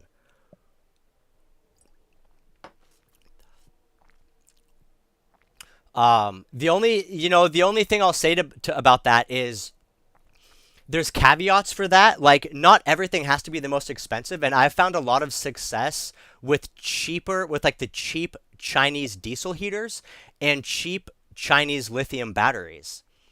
I think though, like some places you can buy the cheap stuff and it's damn near as good as the expensive stuff. The diesel heater I have, the one that was in my last truck, cost me 120 bucks and I've never had issues. The only reason people usually have issues with diesel heaters is installation related errors. And these lithium batteries and the ones before it were budget and they've always worked well. John C says, would you put this tile flooring on the whole floor or would you do it on the walking space only? So that's a good question, John C. In this vehicle, I did the tile only in the walkway. And here's another situation. I did that to save money because my justification was, well, I'm going to have all these side cabinets, so there's no reason to put down $3.40 tile and then just put a cabinet on top of it. So I did that. But Now, like when you look at the floor, you can kind of see in some places where there's like, the plywood underneath I had to paint, and it just doesn't look as finished. And so, like, I won't do that again. And that was a perfect example where, I mean, how much money did I save by not putting a foot of tile on each side of my van? Maybe $100. Maybe I saved $100 by not getting one extra box of tile. And now it's a little bit funky because the sides don't have tile under it. So, next time I'll do the whole floor. I'll pay an extra $150, $200, just do the whole thing. Van Time likes Life Proof. Yeah, that's a good choice. The stuff I have now, it is advertised as waterproof, and I have spilled significant water on it, and I haven't had any issues. But it does have like a almost like a wood chip type uh, center core. So Life Proof is pure vinyl, pure PVC vinyl, so that would be the most waterproof. The difference with Life Proof is it's not as thick. So I like this tile because it's damn near 3/4 of an inch thick. So it's just a lot, like for insulation purposes, it insulates better. When you walk on it, it feels solid. It doesn't have that cheap kind of feel. It doesn't really flex. It feels like a marble floor. So I just like that factor. But if you just do a good plywood subfloor with LifeProof, that ain't a problem. 652 says 15,000 isn't bad for a build out. I definitely have to get a 50-gallon freshwater tank and a wind turbine and a compost toilet. Yeah, that's the thing. 15 isn't bad for a build out. Obviously, that's with me donating my labor. That's materials only, and that's me getting discounts. So I still have some tricks about getting stuff on some materials on Marketplace for cheaper. So getting some stuff on Amazon. So yeah, I mean, I'm still frugal with stuff. I don't just go online and always pay retail. Like when it's time to do the build out, I'll see if I can get plywood on Facebook Marketplace. Sometimes you can get like plywood or 2x4s, all kinds of scrap wood sometimes. So, although right now it seems like lumber prices have gone down, so I might just buy lumber straight from Home Depot. The Outlier Archive says, why do you want rigid? Why not Havelock? So the argument for Havelock is that it's all natural. And the argument with Havelock is that it's antimicrobial. And so like mold will not grow in the insulation and like it breathes. That's the argument for why you would. That's the only reason you would get Havelock, right? It's all natural, no chemicals, antimicrobial. It breathes. It doesn't allow for mold growth. But the thing I don't like about Havelock is because it's just like a loose fill. Like imagine like a loose batting that's inside of a pillowcase. When you put it in the walls, you have to like string it up because it can't support its own weight. Especially in a vehicle when it's moving, when you're driving around, if you just like stack Havelock in the walls and then put plywood over it, it's going to settle down over time. And then you're going to have these pockets that are uninsulated where you have just these wide open air gaps. And so you have to like go through and because I've seen videos before where people have like deconstructed vehicles that have Havelock insulation, and you can see where if they didn't support it properly, it just all sinks down. And so then you have these huge cavities that are uninsulated. And so it's a lot of effort to actually go through and like use twine or string or like wood and kind of frame out these like pockets to hold the wool. Like it's a whole process. And at the end of the day, I don't believe that Havelock is going to be as good as this rigid foam. Just due to the density. This XPS insulation is rigid foam. It's going to isolate more vibration and it's going to keep out more noise than any kind of a loose fill. And so even though Havelock is cool, I believe this XPS is going to have better insulating properties. And also I believe this XPS is probably cheaper. Havelock is going to be more expensive. I do think Havelock is better for your health.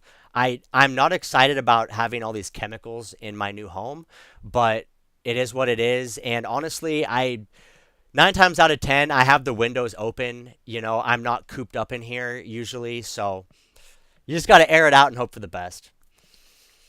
Can't forget a refrigerator. Absolutely. We're going to have a fridge.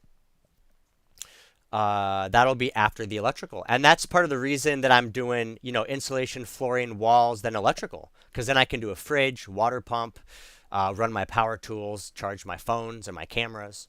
So refrigerator will be coming next.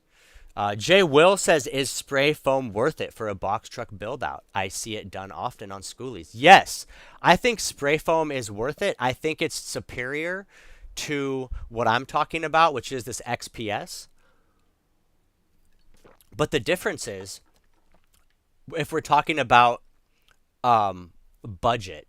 So I showed you guys the math on the XPS. The XPS insulation is only going to cost me 400 $400 for basically all the walls. If you tried to do spray foam, well, let's see, 400 for the walls. If you did spray foam, that would be your subfloor also. So you could figure 200 for the floor, 4, 5, 6, maybe a couple hundred for the ceiling, 7, 8. So let's say all the insulation, walls, floor, ceiling. If I did it all, I'm looking at like say $800. If you did spray foam for this same type of box truck, you're talking about the pricing on that is going to be like $2,000 to $3,000. Probably more like $3,000. And it's mostly a labor thing because the way spray foam works is, they have to spray out your whole van. And then the way that expanding foam expands, it just comes out all willy nilly. And then the most labor intensive part is they have to go back after the foam has expanded with basically a razor blade and they have to trim all the foam by hand. So it's pretty labor intensive and it's going to be, a business that's doing it. It's not, I don't think it's really a DIY thing, honestly, guys. I think if you're going to spray foam, I think you would want to hire it done. I just feel like, I don't know. I don't know how it would turn out DIYing it on your first time. You could try it. That would be the only way to do it is to DIY. I wouldn't be comfortable with that. I would want to hire somebody and then I wouldn't, then I'd be looking at $3,000. I wouldn't want to pay that.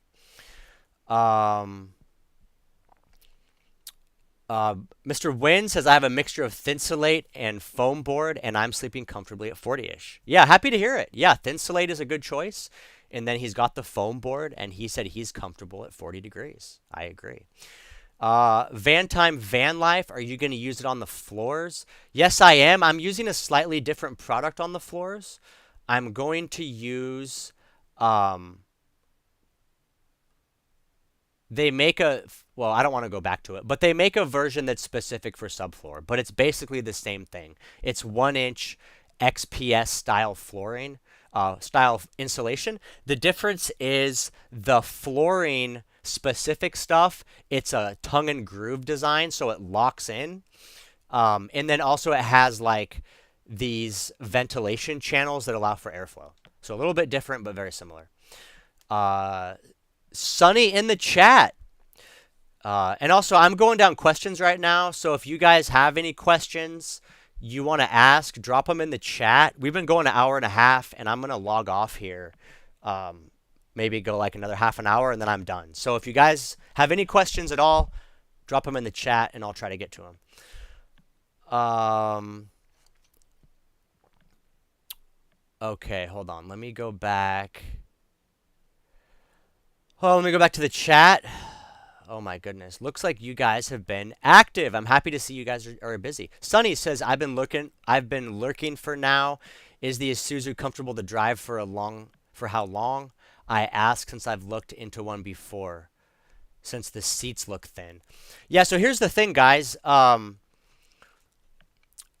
Every vehicle, comfort is going to be personal preference. On my box truck, I bought a big seat cushion and a back support rest, and it's super cushy right now.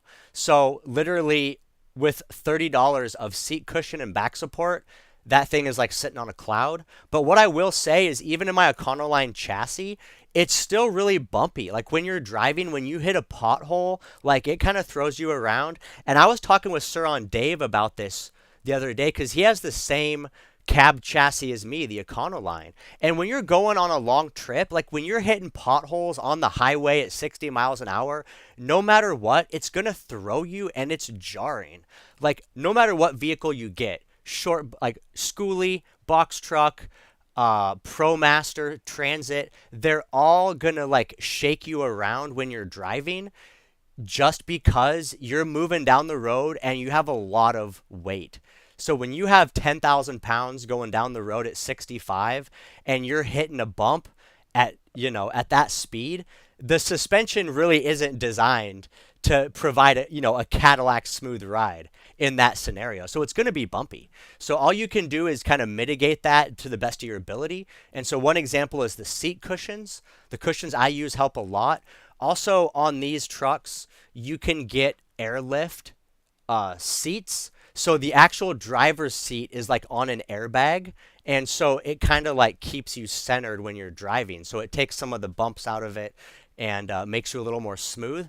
Also, you can upgrade the shocks on the vehicle itself, and you can add airbags to the front and rear of the vehicle. So there's like a whole series of upgrades you can make to make the drive more manageable. But overall, I would argue that like if out of any vehicle, it's not going to be a super comfortable driving experience. It will never compare to driving a car or even an SUV, especially because of just how big the vehicle is. It's taller, it's wider, like the wind is going to catch it. It's just going to drive different.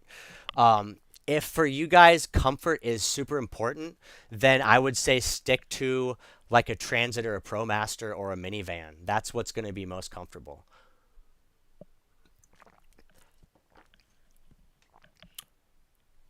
Tony Kart Racer, everything is adding up quick and stressing me out.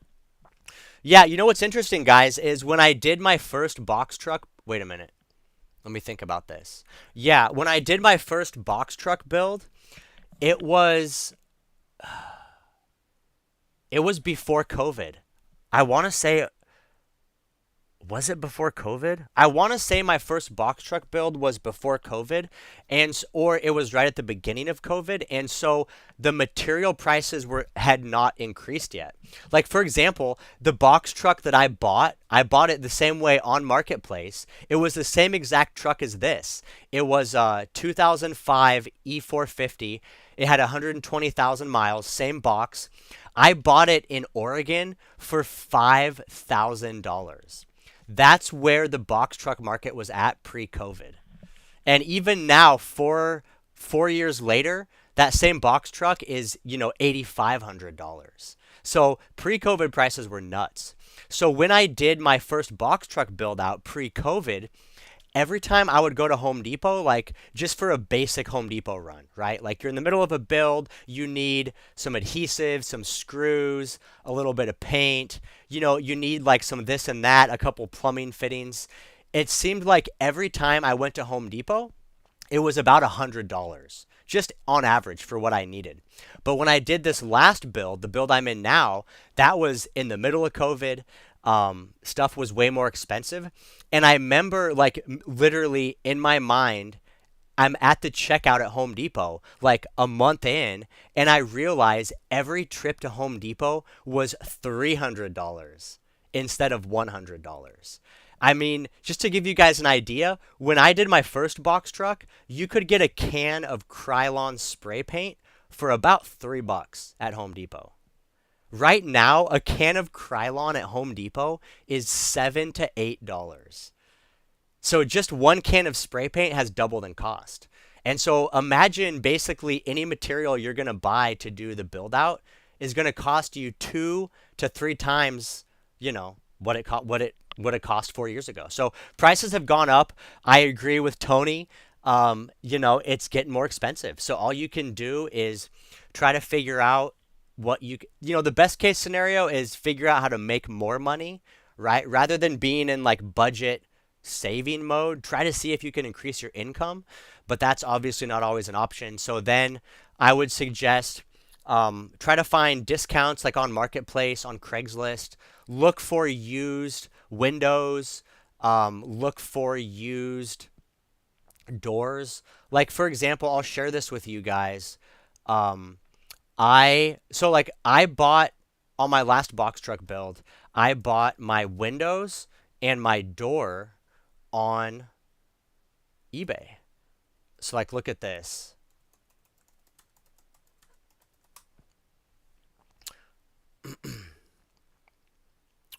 Okay, so like check this out. Can you guys see this? Yeah. So this is literally the same rear door that's on my box truck now, except the window. I don't have a window, but the same door, right? This is used from Michigan RV Outfitters. If you see the name there, that's the exact same eBay seller I bought my door from and all my windows. I bought the door. It's $365. Um, I think when I bought it, shipping was free. So shipping might cost you a little bit on this, but look at what this door actually costs. Like the retail on it. So the retail on that door is $637, right? So I bought mine on eBay for 300 bucks. So right there, like you're saving 50%. So that's something I would recommend for you guys is whatever components you can, try to get them cheap on eBay. This is from a legitimate company. What they do is they basically take RVs and they like it's like a scrapyard for RVs. So they'll take RVs that have been like in accidents or damaged or the like, whatever happens, they take them, they scrap them down and they sell the parts online. So this could have been an RV that like, maybe the roof leaked and it got a bunch of water damage in the RV. And so the insurance company totaled the RV. So they send the RV to Michigan Outfitters and then they strip the RV down, take all the good parts and list it on eBay. And so, for example, like in this case, the entry door could be in perfect shape. It could have been an almost brand new RV. The water damage didn't affect the door. So you're getting basically a brand new door for half off. So I would recommend that. Also, you can get windows as well. Like I bought windows from these guys, and to get in, let's see, Michigan RV Outfitters. Let's see if this works. Let's see. Oops. So, I bought windows from them and it was the same case. The retail on the windows I wanted from Amazon was about $200 a piece for the windows, and this wasn't even like an expensive brand name, right? This was like, some questionable basic entry. Here we go. Entry level RV windows. Like I'm trying to think of what the brand name is. Not the worst quality, but just kind of a basic one. And anyway, the price was like 200 bucks a piece for these windows on Amazon.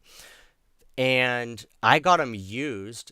So like you can see here, they have a new one for 225 bucks. Here's a new one for 200. But I got mine for literally $50 a piece. Let's see if they have any right now on super clearance. Most of these look brand new. And mirror assembly. I'm not seeing any used ones right now. Everything they have looks pretty much new. So yeah, they don't have any used ones right now, but that's just something to look for. So yeah, that's what I would say for you guys is try to save as much as you can on the materials themselves. Wanderbox in the chat. What's up, Wanderbox? I'm a fan of those panels. Installed 2-inch versions in all of Zach's box. Don't forget to spray foam the corners and gaps. Yes, I agree, Wanderbox. And honestly, watching you do the installation in Zach's box truck was the first time I had seen that XPS insulation installed. And when I like really saw the difference in density between the XPS and the stuff I was using before, which what I was using previously was just the white like polystyrene with the foil backing. It's much less dense. And so when I saw the difference and kind of felt it in my hand, I was like, this is a no-brainer. And of course, like Wanderbox says, when you're installing that stuff, you want to hit the edges with spray foam just to encapsulate everything and prevent any air pockets where moisture, and mold could accumulate. But yeah, Wanderbox did a great job. He did the 2-inch. I'm probably only going to do 1 inch for my build, but I'm confident that that will be sufficient for what I'm doing. Based on what I have now, the insulation I have now is I have a 1/2 inch and a 3/4 inch pushed together, which is like inch and a half, but it's the lesser density stuff. And so in my mind, 1 inch of the higher density is probably going to be about the same as an inch and a half of the lesser density. So I'm confident it's going to still be super comfortable, and I'm still going to have a super good air conditioner and a diesel heater. So yeah, it's going to be good. I don't want to give up 2 inches of space for insulation. And when it comes to installing windows and doors, I think it's more difficult when you're going with 2 inch insulation because you have 2 inches plus your wall thickness plus your inner wall. So you would need a window that would be like maybe 3.5 inches thick. And so correct me if I'm wrong, Wanderbox, but I think that might be like a custom order thing. But again, I'm open, to suggestions. I'm not claiming to be correct on this, but that's just my thought and why I would use the 1 inch versus the 2 inch. Jay Will, I'm looking at this same insulation product on the Home Depot website, and they charge $3 less in Georgia. Yeah, Cali pricing, absolutely. And that's another reason for me to do the build out in Arizona. I'm sure if I bought this insulation at Arizona in Yuma, Arizona, it's going to be cheaper than San Diego, California. So that's definitely one reason to do the build out in AZ rather than California. Tony says, do they really make that much of a difference? I've been in a room before after insulation and couldn't tell the difference. And this was in cold, almost before freezing PNW weather.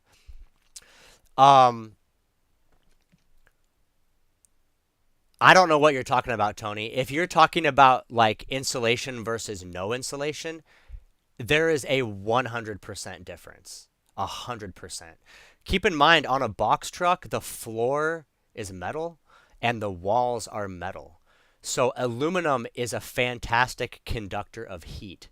And so what that means is if it's cold outside, all the heat from your van is going to be sucked out through the aluminum flooring and the walls. That's what cold is. Cold is the absence of heat, right? Heat is an element. It's energy. Energy from the sun, energy from diesel that's burned. It creates heat. It's energy.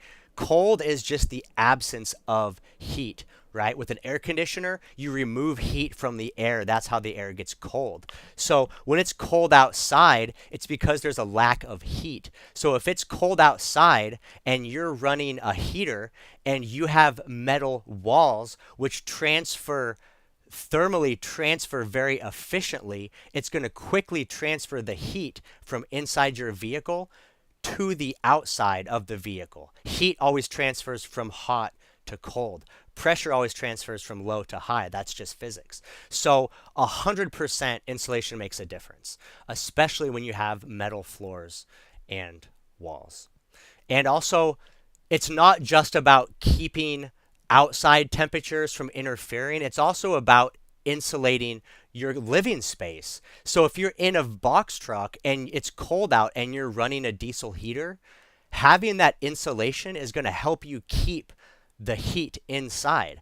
And in the summer, having that insulation is going to help keep the heat outside. It's going to slow down that heat from transferring into the box truck. So 100% insulation makes a huge difference. Nomad King Gamer says the next couple of days are going to be 30 and below. F that, bro. F that noise. Get out. That's the crazy thing about Bend, Oregon. It's like high desert. And so it's nice and moderate, but the in-between seasons are short. Like in Bend, you'll go from 90-degree days in the summer to 30-degree days in like a month and a half. It's really quick. So there's not much of a fall or a spring in the desert like that. So yeah, it's going to be cold. I hope these guys get the heck out. Carefree Highway, I used commercial VCT vinyl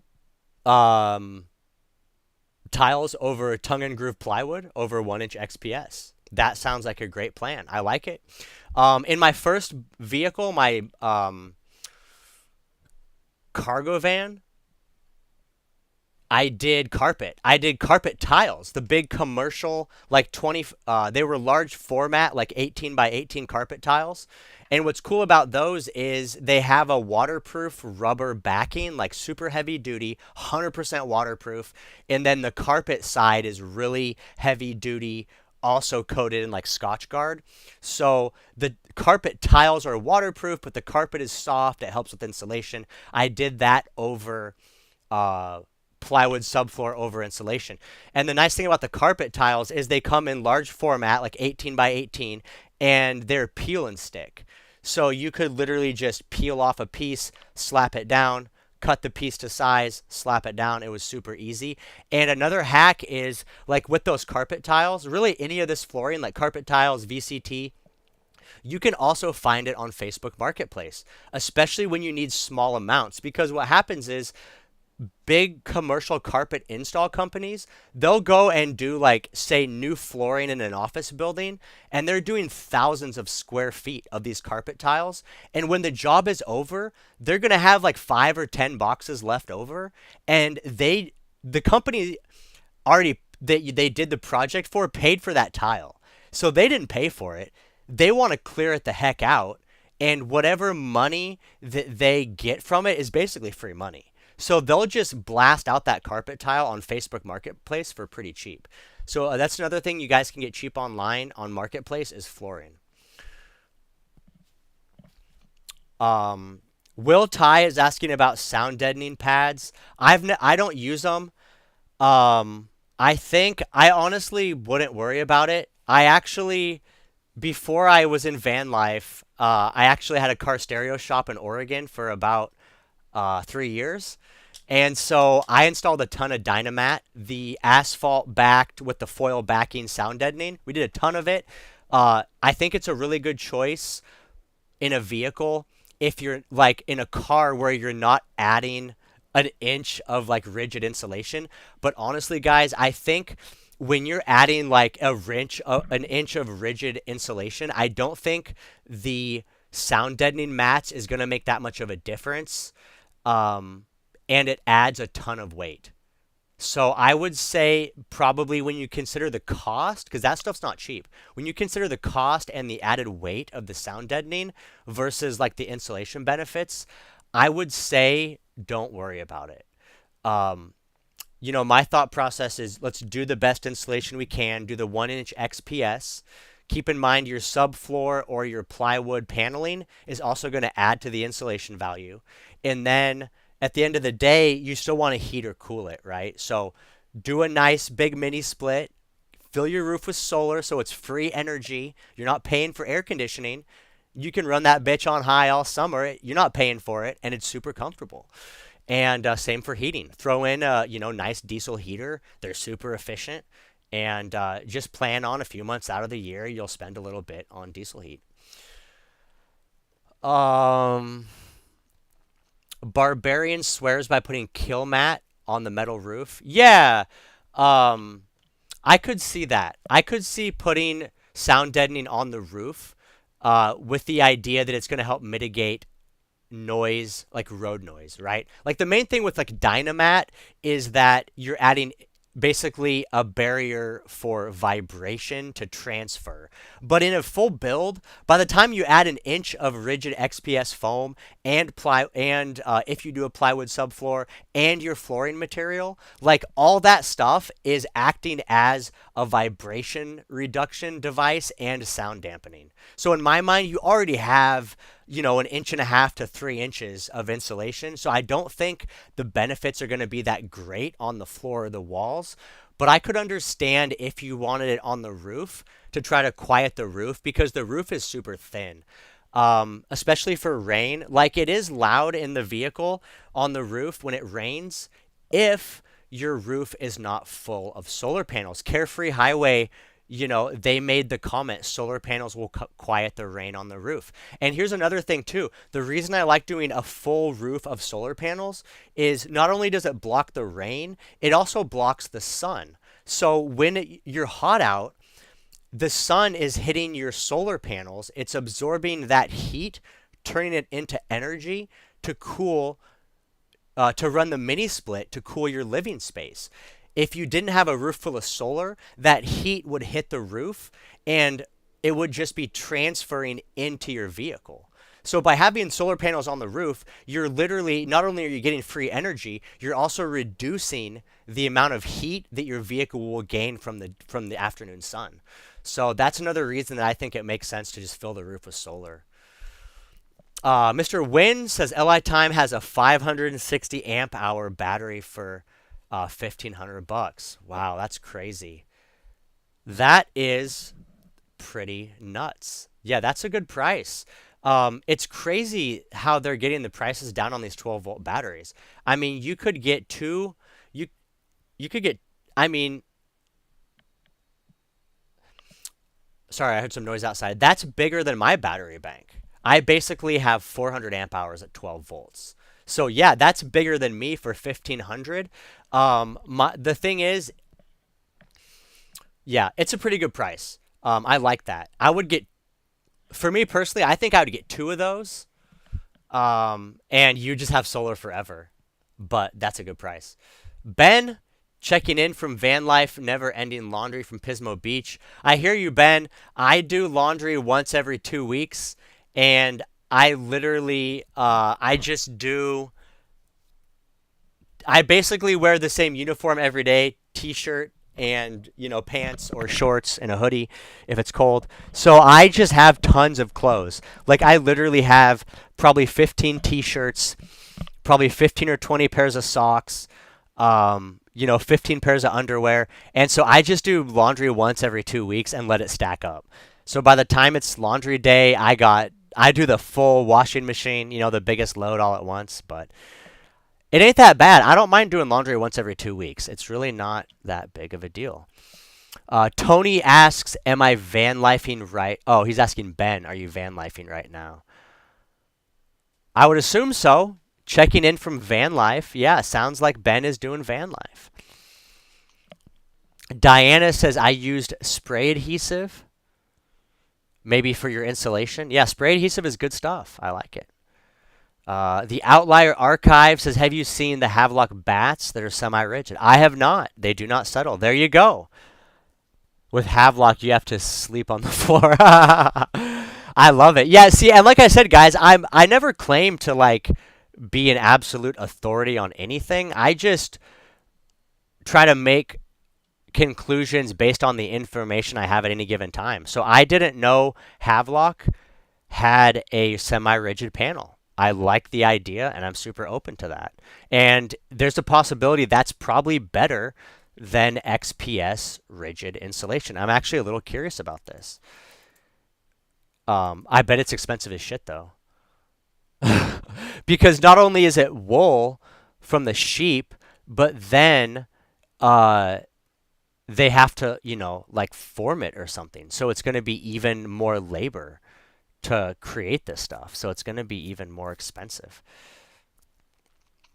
Here we go. Havelock Wool Pro R21. That's a huge R value. Bat insulation.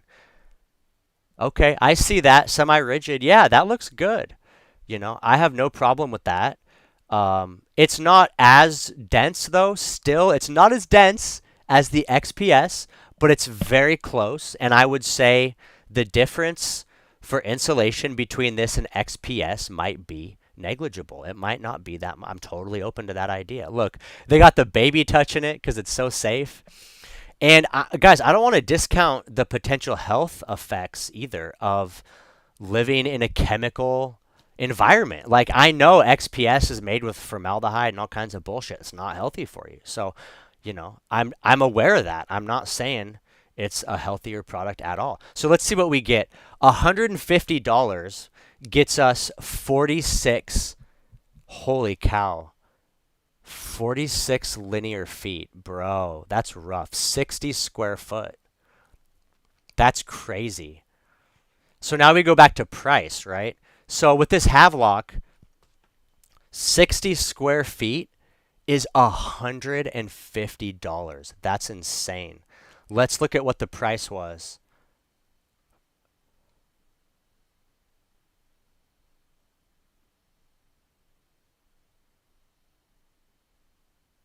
Let's see. Hold on. Let me find this. Hold on. Let me see. 4 times 8, 34 divided by 32, a dollar. Okay, guys. So this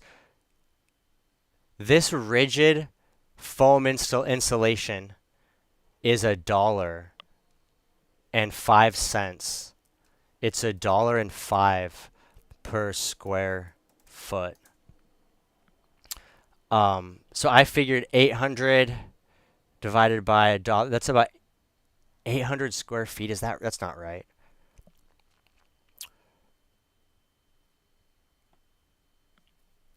224. $1 a square foot. What's the price on this Havelock? 150 for 60 square feet.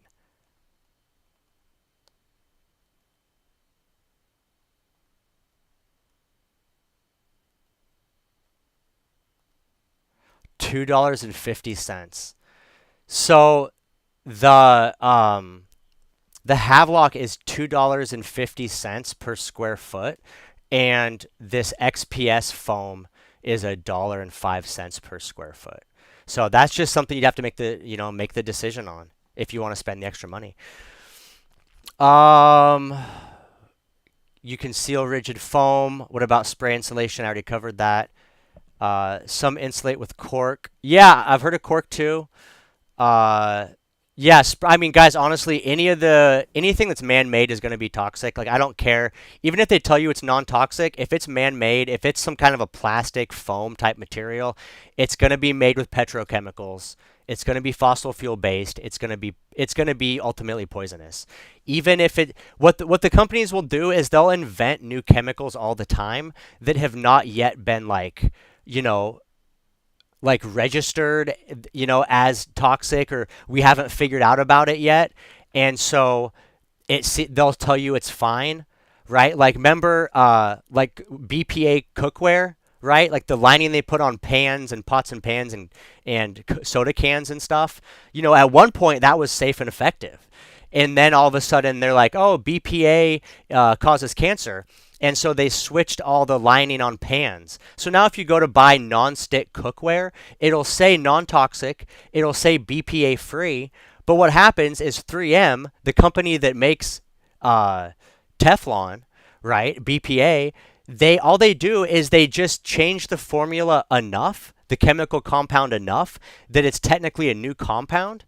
And then they just run it as a brand new compound. And now they can say BPA free when this new product could be one molecule different than the old BPA. It could be 90% the same. 90% is toxic. But because it's like a new formula and a new name, now it's like they can say BPA free, they can say non-toxic, and nobody yet really has done the studies on what it does to your body. So my argument is any kind of man-made stuff, you just have to count on it. You just got to count on it being toxic.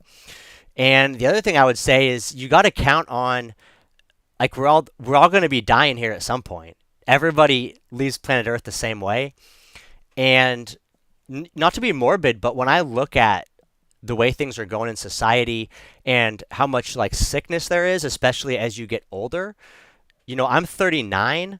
I think for my generation, I don't think growing old and dying without disease is going to be it's not going to exist. I think everybody's going to get crazy diseases, whether it's diabetes or cancer or some weird, blood thing. Like, no matter what, I think basically everybody is going to have some nasty, crazy sickness as you get older. So I feel like you got to enjoy your life and make the best out of it and try your best to live healthy and protect yourself as best as you can. But the reality is we can't get away from it. The toxicity is everywhere. All of our smartphones are coated in plastic and rubber. I mean, it's just, you can't avoid it. Anytime you go to a restaurant, they're using non-stick cookware. They're using the cheap shit. It's getting into your food supply. So, like, no matter what, guys, it's everywhere. So I would just say, try your best and try to keep a positive outlook. and just enjoy the ride, baby. Because this is it. We're on the ride. We're doing it. My ride's about halfway over, but I'm having a good time. Um, Diana Saylor says, thank you for staying on late. You're welcome, Diana. Usually Diana taps out after the first hour. She's gone.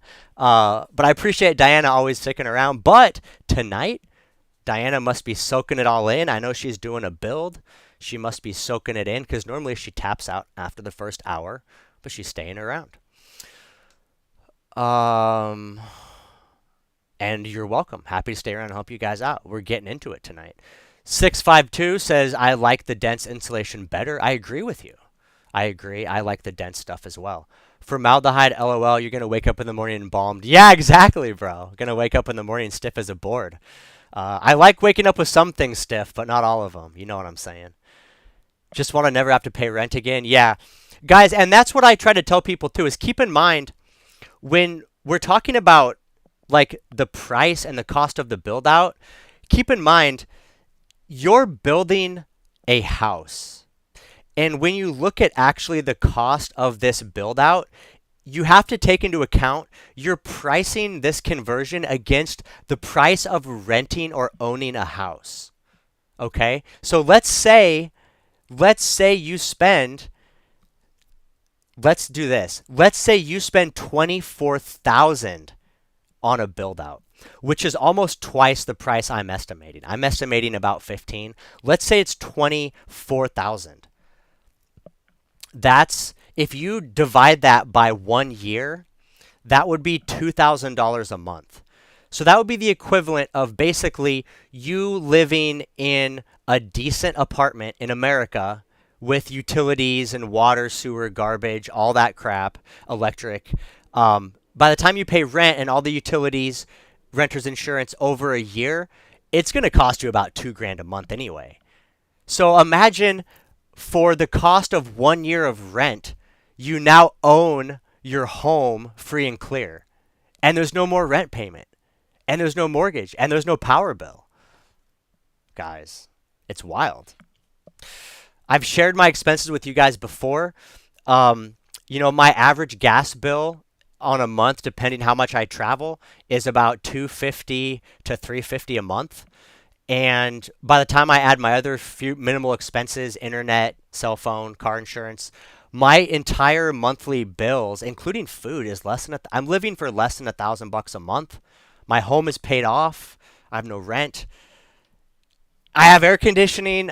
It's freaking nice. So that's what you guys got to keep in mind too, is you might have to stretch a little bit to make this happen, and you might have to stretch a little bit to make it like the life you really want and to build it out in a way that's comfortable, but don't skimp and save a couple grand on the build out when it's like this is your vehicle into the future. This is your free rent, because after living in it for a year, you're paid off, baby. And now you're just reaping the benefits. So you want to try to be as comfortable as you can. Matt AK says that's why you cook on cast iron only. I agree, Matt. I switched over to enameled cast iron cookware, which isn't pure cast iron, but I did a lot of research in enameled cast iron. I bought a really expensive, like a French brand. Just my one cast iron pan was $160, but it's 100% cast iron. And then the enamel, from what I could research online, it's just like basically a glass type coating that they like make out of sand. So from what I can tell, it's pretty safe. And I do like it because it's a little easier to clean than pure cast iron. But again, I researched a ton on my cookware, and you can wash it in the sink with soap and water. You're not supposed to do that with cast iron. Okay, let me cruise through the comments here. I feel like there's probably a monster tidal wave of comments.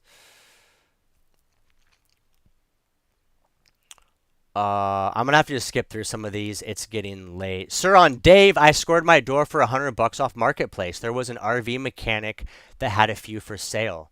Nice RV doors are crazy expensive. There you go. So I got my RV door for $300 on eBay. Sir on Dave got his for $100 on Marketplace. So anytime, guys, always check Marketplace first, because if it's on Marketplace, you can pick it up locally. You don't have to pay for shipping and you don't have to wait. But then if you can't get something on Marketplace, check eBay. But yeah, there's a ton of deals out there. Diana says, I'm trying to find a few used schoolie windows. Yeah, Diana, I would check Marketplace and then I would check eBay. I'm sure they're out there, 100%. Uh, Tony, how's the weather down in San Diego? Getting colder? Uh, yeah, it is getting colder. But in a good way. You know, it's like during the day it's still nice. Like if it's overcast, it's like low 80s. And then at night it cools down like into the mid 50s. So that's my favorite because during the day you can wear a t-shirt, pair of pants or shorts. You can walk around, it's comfortable. And then at night you just crack a window. You know, you get a little breeze going, some ventilation. You're not like overheated and you don't have to run the AC. Basically, you don't need heating or cooling right now in California. And I am kind of in between right now because it's still hot in Arizona, right? It's like 90s in Arizona. So California is a good midpoint. Like, for example, this spring, I came to California when it was too hot to be in Arizona, but it was still cold it was still cool in California, but it was manageable. So I basically came over to California, waited for it to warm up, and now it's like the reverse. I'm hanging in California, waiting a few weeks for it to warm up, and then I'll be heading over to Arizona. And then Arizona, it'll be nice all winter. Although Arizona does get colder at night than California because there's no humidity, there's no moisture to trap the heat in. It cools down a lot. Tony says, I hear they're cracking down on van life. Yeah, man, I covered this at the beginning of the cast today, but there's been a lawsuit and they've reversed it. So I've only been back in San Diego for a few days, but from what I can tell, they should be easing back on those regulations. So um, I believe it should be better. But I'm only going to be here for a few weeks, then I'll be in Arizona. And then once you're in Arizona, it's a free-for-all. Arizona has a ton of open camping. They do not care if you park up anywhere. You can basically stay on any street in Arizona, no problem. A large part of Arizona's economy is based on nomads. They like a huge part of their annual economy comes in the winter seasons because in the winter people come to Arizona from all over the country where it's cold. People even come from Canada down to Arizona for the winter. They're called snowbirds. So Arizona is very, very friendly to nomads, and it always comes down to the money, right? And so Arizona knows if they make it difficult for nomads, they're going to lose out on that revenue, and so that's why they make it easy. So Arizona is hands down one of the easiest states to be a nomad. Newer box trucks, are they fiberglass? Yeah, it's all a mix. Some box trucks are steel or aluminum framed. Some are wood. Some are fiberglass. It just depends. It just depends on the box builder. So the whatever the builder uses for the box, like Fiberine is all fiberglass. Unicell is a good brand that does 100% fiberglass boxes. And then like Morgan does metal.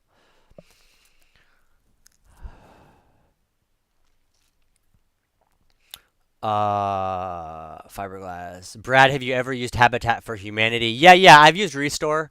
The Restore is run by Habitat for Humanity. I haven't had a lot of success on this build because honestly, I use new materials in this build. Like my van is so small, it doesn't make sense for me to try to save money on used stuff, right? Like I want new countertops.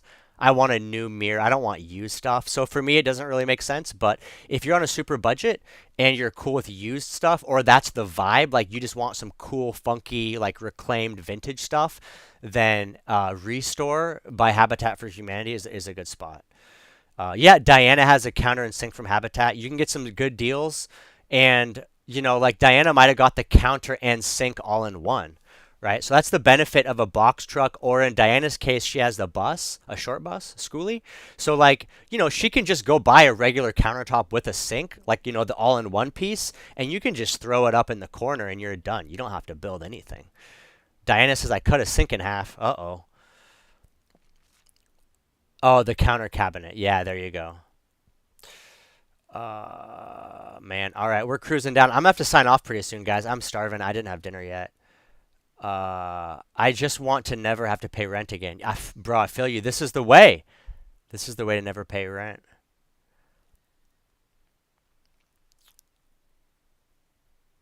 Shadow Reaper, what's good? Happy to have you here. Uh, I went a little north and it's gonna hit 38 to 39. LOL. That's cold, bro. Wear socks and get a heavy blanket. DP652 says sometimes it's okay to spend the extra money because you're living rent free to begin with. That's the thing I'm telling you guys. It's tight at the beginning. It's hard when you're just spending money left and right. But keep in mind, once it's all said and done, you ain't paying any more rent. So build it nice, make it something you're proud of, make it something that's comfortable. Don't build something you're gonna want to rebuild in a year or two. Try to build it nice. I'm 46, live for the moment. There you go. Internet is going to change everything. Bro, internet already changed the game. We're all connected. They can't stop us. Yeah, absolutely. I think part of what's going on right now is just everybody's connected. All of our brains have been connected through the internet, and we're sharing ideas, talking about manifestation, living rent free, building out homes on wheels, sharing all the knowledge and just helping more people escape the matrix. U-Truck, UPS, and FedEx delivery vans, 100%. Nothing wrong with those. I think they're a good choice. 24K is cheaper than a home. Absolutely. I mean, unless you're in like some super small ass town in America, in some podunk Oklahoma town, you're still going to pay 150K, for a little 1,200 square foot house, right? 150K. So if we're talking about 24K for an ultra luxury build out plus 12K for the rig, now we're talking about 36 grand. But there's no rent, no utilities, no electric. You can live wherever you want. You can follow the good weather. If a hurricane comes, you can leave. If there's riots in the street, you can leave. If you watch the news and see how unstable things are right now, I couldn't imagine signing a 30-year mortgage on a house. You don't know what your neighborhood's going to look like in 30 years. You don't know what your state is going to look like for 30 years. North Carolina wasn't expecting a flood. They don't have flood insurance. All those guys got wiped out. If they don't have flood insurance, they ain't getting reimbursed for their homes. Some of those people are out hundreds of grand. So that's the thing with a home on wheels. Worst case scenario, your home gets totaled. That sucks. But you're out 36 grand instead of 150 grand. So it's all things to take into account. I just feel like personally, for things being so sketchy out there, I like being able to relocate, and I like knowing I can produce my own electricity, and I like knowing that I can kind of survive a little bit on my own, and I'm not tied to utilities, and I can kind of make it happen.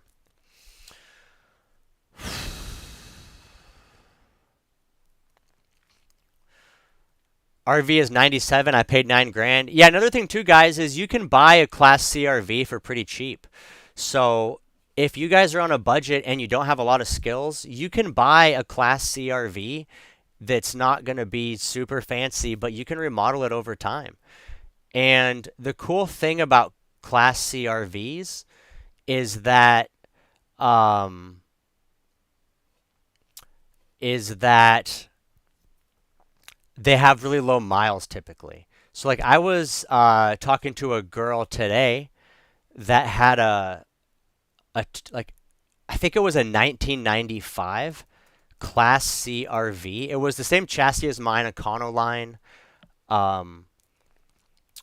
Econoline, and it was like overall bumper to bumper, it was probably like 24 feet, and it was like a 99, and she said it had like 60,000 miles. Super low mileage. The outside was a little rough because it's been sitting in the sun, but like the engine compartment and underneath the rig was spotless. Like the chassis, the underside of the engine, spotless. Like look at this for example. This is a 97 Ford E450 Super Duty, right? Gasoline engine. Look at this. 41,000 miles. 41,000 miles on a 97, and they only want 12 grand for it. So it's like, even though this isn't the most sexy and it's definitely not stealth at all, and it's going to take some remodeling, for 12 grand, you can literally drive away in a home on wheels tomorrow. And you don't have to lift a finger. You know, you're going to want to remodel it over time. But like, look at this. This doesn't even look that bad. Like, look at that cool little couch with a chair next to it. I mean, look how clean all that woodwork is. You know, the thing is, guys, on an RV, like, look at that. This stove is spotless. The thing is, on a vehicle, like, look at that. Look how clean that is. Guys, I should just buy this RV. $12,000, 41,000 miles. And it was listed 7 weeks ago. I mean, they'll probably take 10 grand for this RV. Even though it's not sexy, it's not stealthy. Guys, 12 grand, you have a home on wheels. And the thing is, with that low of mileage and how clean it looks, like, you know, they didn't even use it that much. The thing with these older rigs is they look rough on the outside because they just sit in the sun. I mean, this thing's been sitting in the sun for almost 30 years, right? So they're sun faded, the plastic is cracked, but on the interior, it's damn near spotless. Let's see if they have any engine pictures. Some of it, like, you know, that sink is ugly. You're going to want to replace the sink. You're going to want to replace the shower stall. You know, it's going to need updates. But overall, like, that is clean as hell. Look at that engine bay. Look at that. It's all shined up. It's got the K&N filter. I mean, that thing is spotless under the hood. But, you know, you look at the outside, it's not sexy, baby, you know. But if you're looking for a deal, guys, that's not a bad deal. Diana Saylor, thank you for the super chat, Diana. I appreciate you. I appreciate super chats because it's just a way to show me that you're appreciating the content. And I know it's resonating with you. I know you guys are appreciating what I'm saying. And I know I'm following down the right path. So thank you for the super chat. Also, Avery Doberman, thank you. You can rhino line the roof. Thank you so much. I appreciate you guys for the super chat. Let's see. 97 Econoline, 55,000 miles. I've completely redone the motor and inside. That's what mine is. Yeah, exactly, guys. I mean, it's hard to argue with the value. There's some lady outside screaming bloody murder. It's probably some tweaker. It's hard to argue with the value on a vehicle like this. Just look how clean that is, guys. That's so clean. The microwave is spotless. The kitchen range is spotless. Bro. Oh my God, that is so clean. I mean, I would be tempted on something like that. I can't. I just can't. I gotta custom build it, but something like this would have me. I mean, for 12K and you're done. Oh my God. All right, I gotta get out of here. I'm gonna end up buying it. I could sleep on the couch and be fine with it. That's what I'm saying. I think there's a bed in the back though. Yeah, see this platform in the back, that is where the mattress goes. So it has like a queen size mattress in the very back.